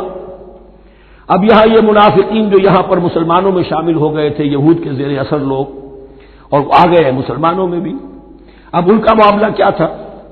جب حضور صلی اللہ علیہ وسلم کی محفل میں بیٹھتے تھے تو جیسے ہوتا ہے آپ نے کوئی بات فرمائی تو اگر فرض کیجئے کہ ادھر کے لوگوں نے نہیں سنی، بات سمجھ میں نہیں آئی، تو وہ ان سے درخواست کرتے تھے رعاینا، حضور ذرا ہماری رعایت کیجئے، بات کو دوبارہ دہرا دیجئے، ہماری سمجھ میں نہیں آیا۔ اب اس کا وہ کیا کرتے تھے یہودی یا یہ ان کے یہودیوں کے زیر اثر منافقین؟ راعینا، اے ہمارے چرواہے، گویا کہ دل میں خوش ہو رہے، خباثت نفس اس کو غذا مل رہی ہے، ہم نے تو راعینا کہہ دیا۔ کسی نے اگر ٹوک دیا، بابا میں نے راعینا کہا تھا، معلوم ہوتا آپ کی سماعت میں کوئی خلل پیدا ہو چکا ہے، یہ انداز تو مسلمانوں سے کہا جا رہا ہے۔ یہ واحد آیت ہے اس پورے سلسلے میں جس میں خطاب یا ایھا الذین آمنوا سے ہے، لیکن اصل میں روح سخن اب بھی بنی اسرائیل کی شرارت ہے۔ یا ایھا الذین آمنوا لا تقولوا راعنا وقولوا انظرنا واسمعوا، دیکھو تم اس لفظ کو چھوڑ دو، اے اہل ایمان تم مت کہا کرو راعنا، تم کہا کرو انظرنا، اے نبی ہماری طرف توجہ فرمائیے یا ہمیں مہلت دیجیے۔ نظر کے دونوں معنی ہیں، دیکھنا ہمیں دیکھیے، اور انتظار بھی اسی سے بنا ہے، ذرا سی مہلت دیجیے۔ واسمعوا، اور دوسرے یہ کہ توجہ سے سنا کرو تاکہ دوبارہ پوچھنے کی ضرورت ہی پیش نہ آئے۔ وللکافرین عذاب الیم، اور ان کافروں کے لیے تو دردناک عذاب ہے۔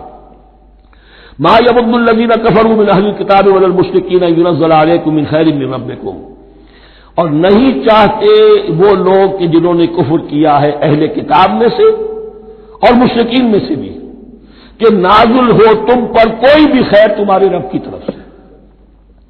یہ اہل کتاب بھی اور مشرکین مکہ بھی یہ جل رہے ہیں حسد میں، حسد کی آگ میں، کہ یہ کلام پاک تمہیں کیوں دے دیا گیا، یہ آخری منصب نبوت کا جو ہے خاتم النبیین، یہ منصب جو ہے یہ انہیں کیوں مل گیا۔ وہ نہیں چاہتے کہ کوئی بھی خیر اللہ کی طرف سے تمہیں ملے۔ واللہ یختص برحمتہ من یشاء، حالانکہ یہ اللہ کا پریروگیٹو ہے، اللہ کا فیصلہ ہے، اللہ خاص کر لیتا ہے اپنی رحمت کے لیے جس کو چاہے، یہ اس کا فیصلہ ہے۔ واللہ ذو الفضل العظیم، اور اللہ تعالیٰ بڑے فضل والا ہے۔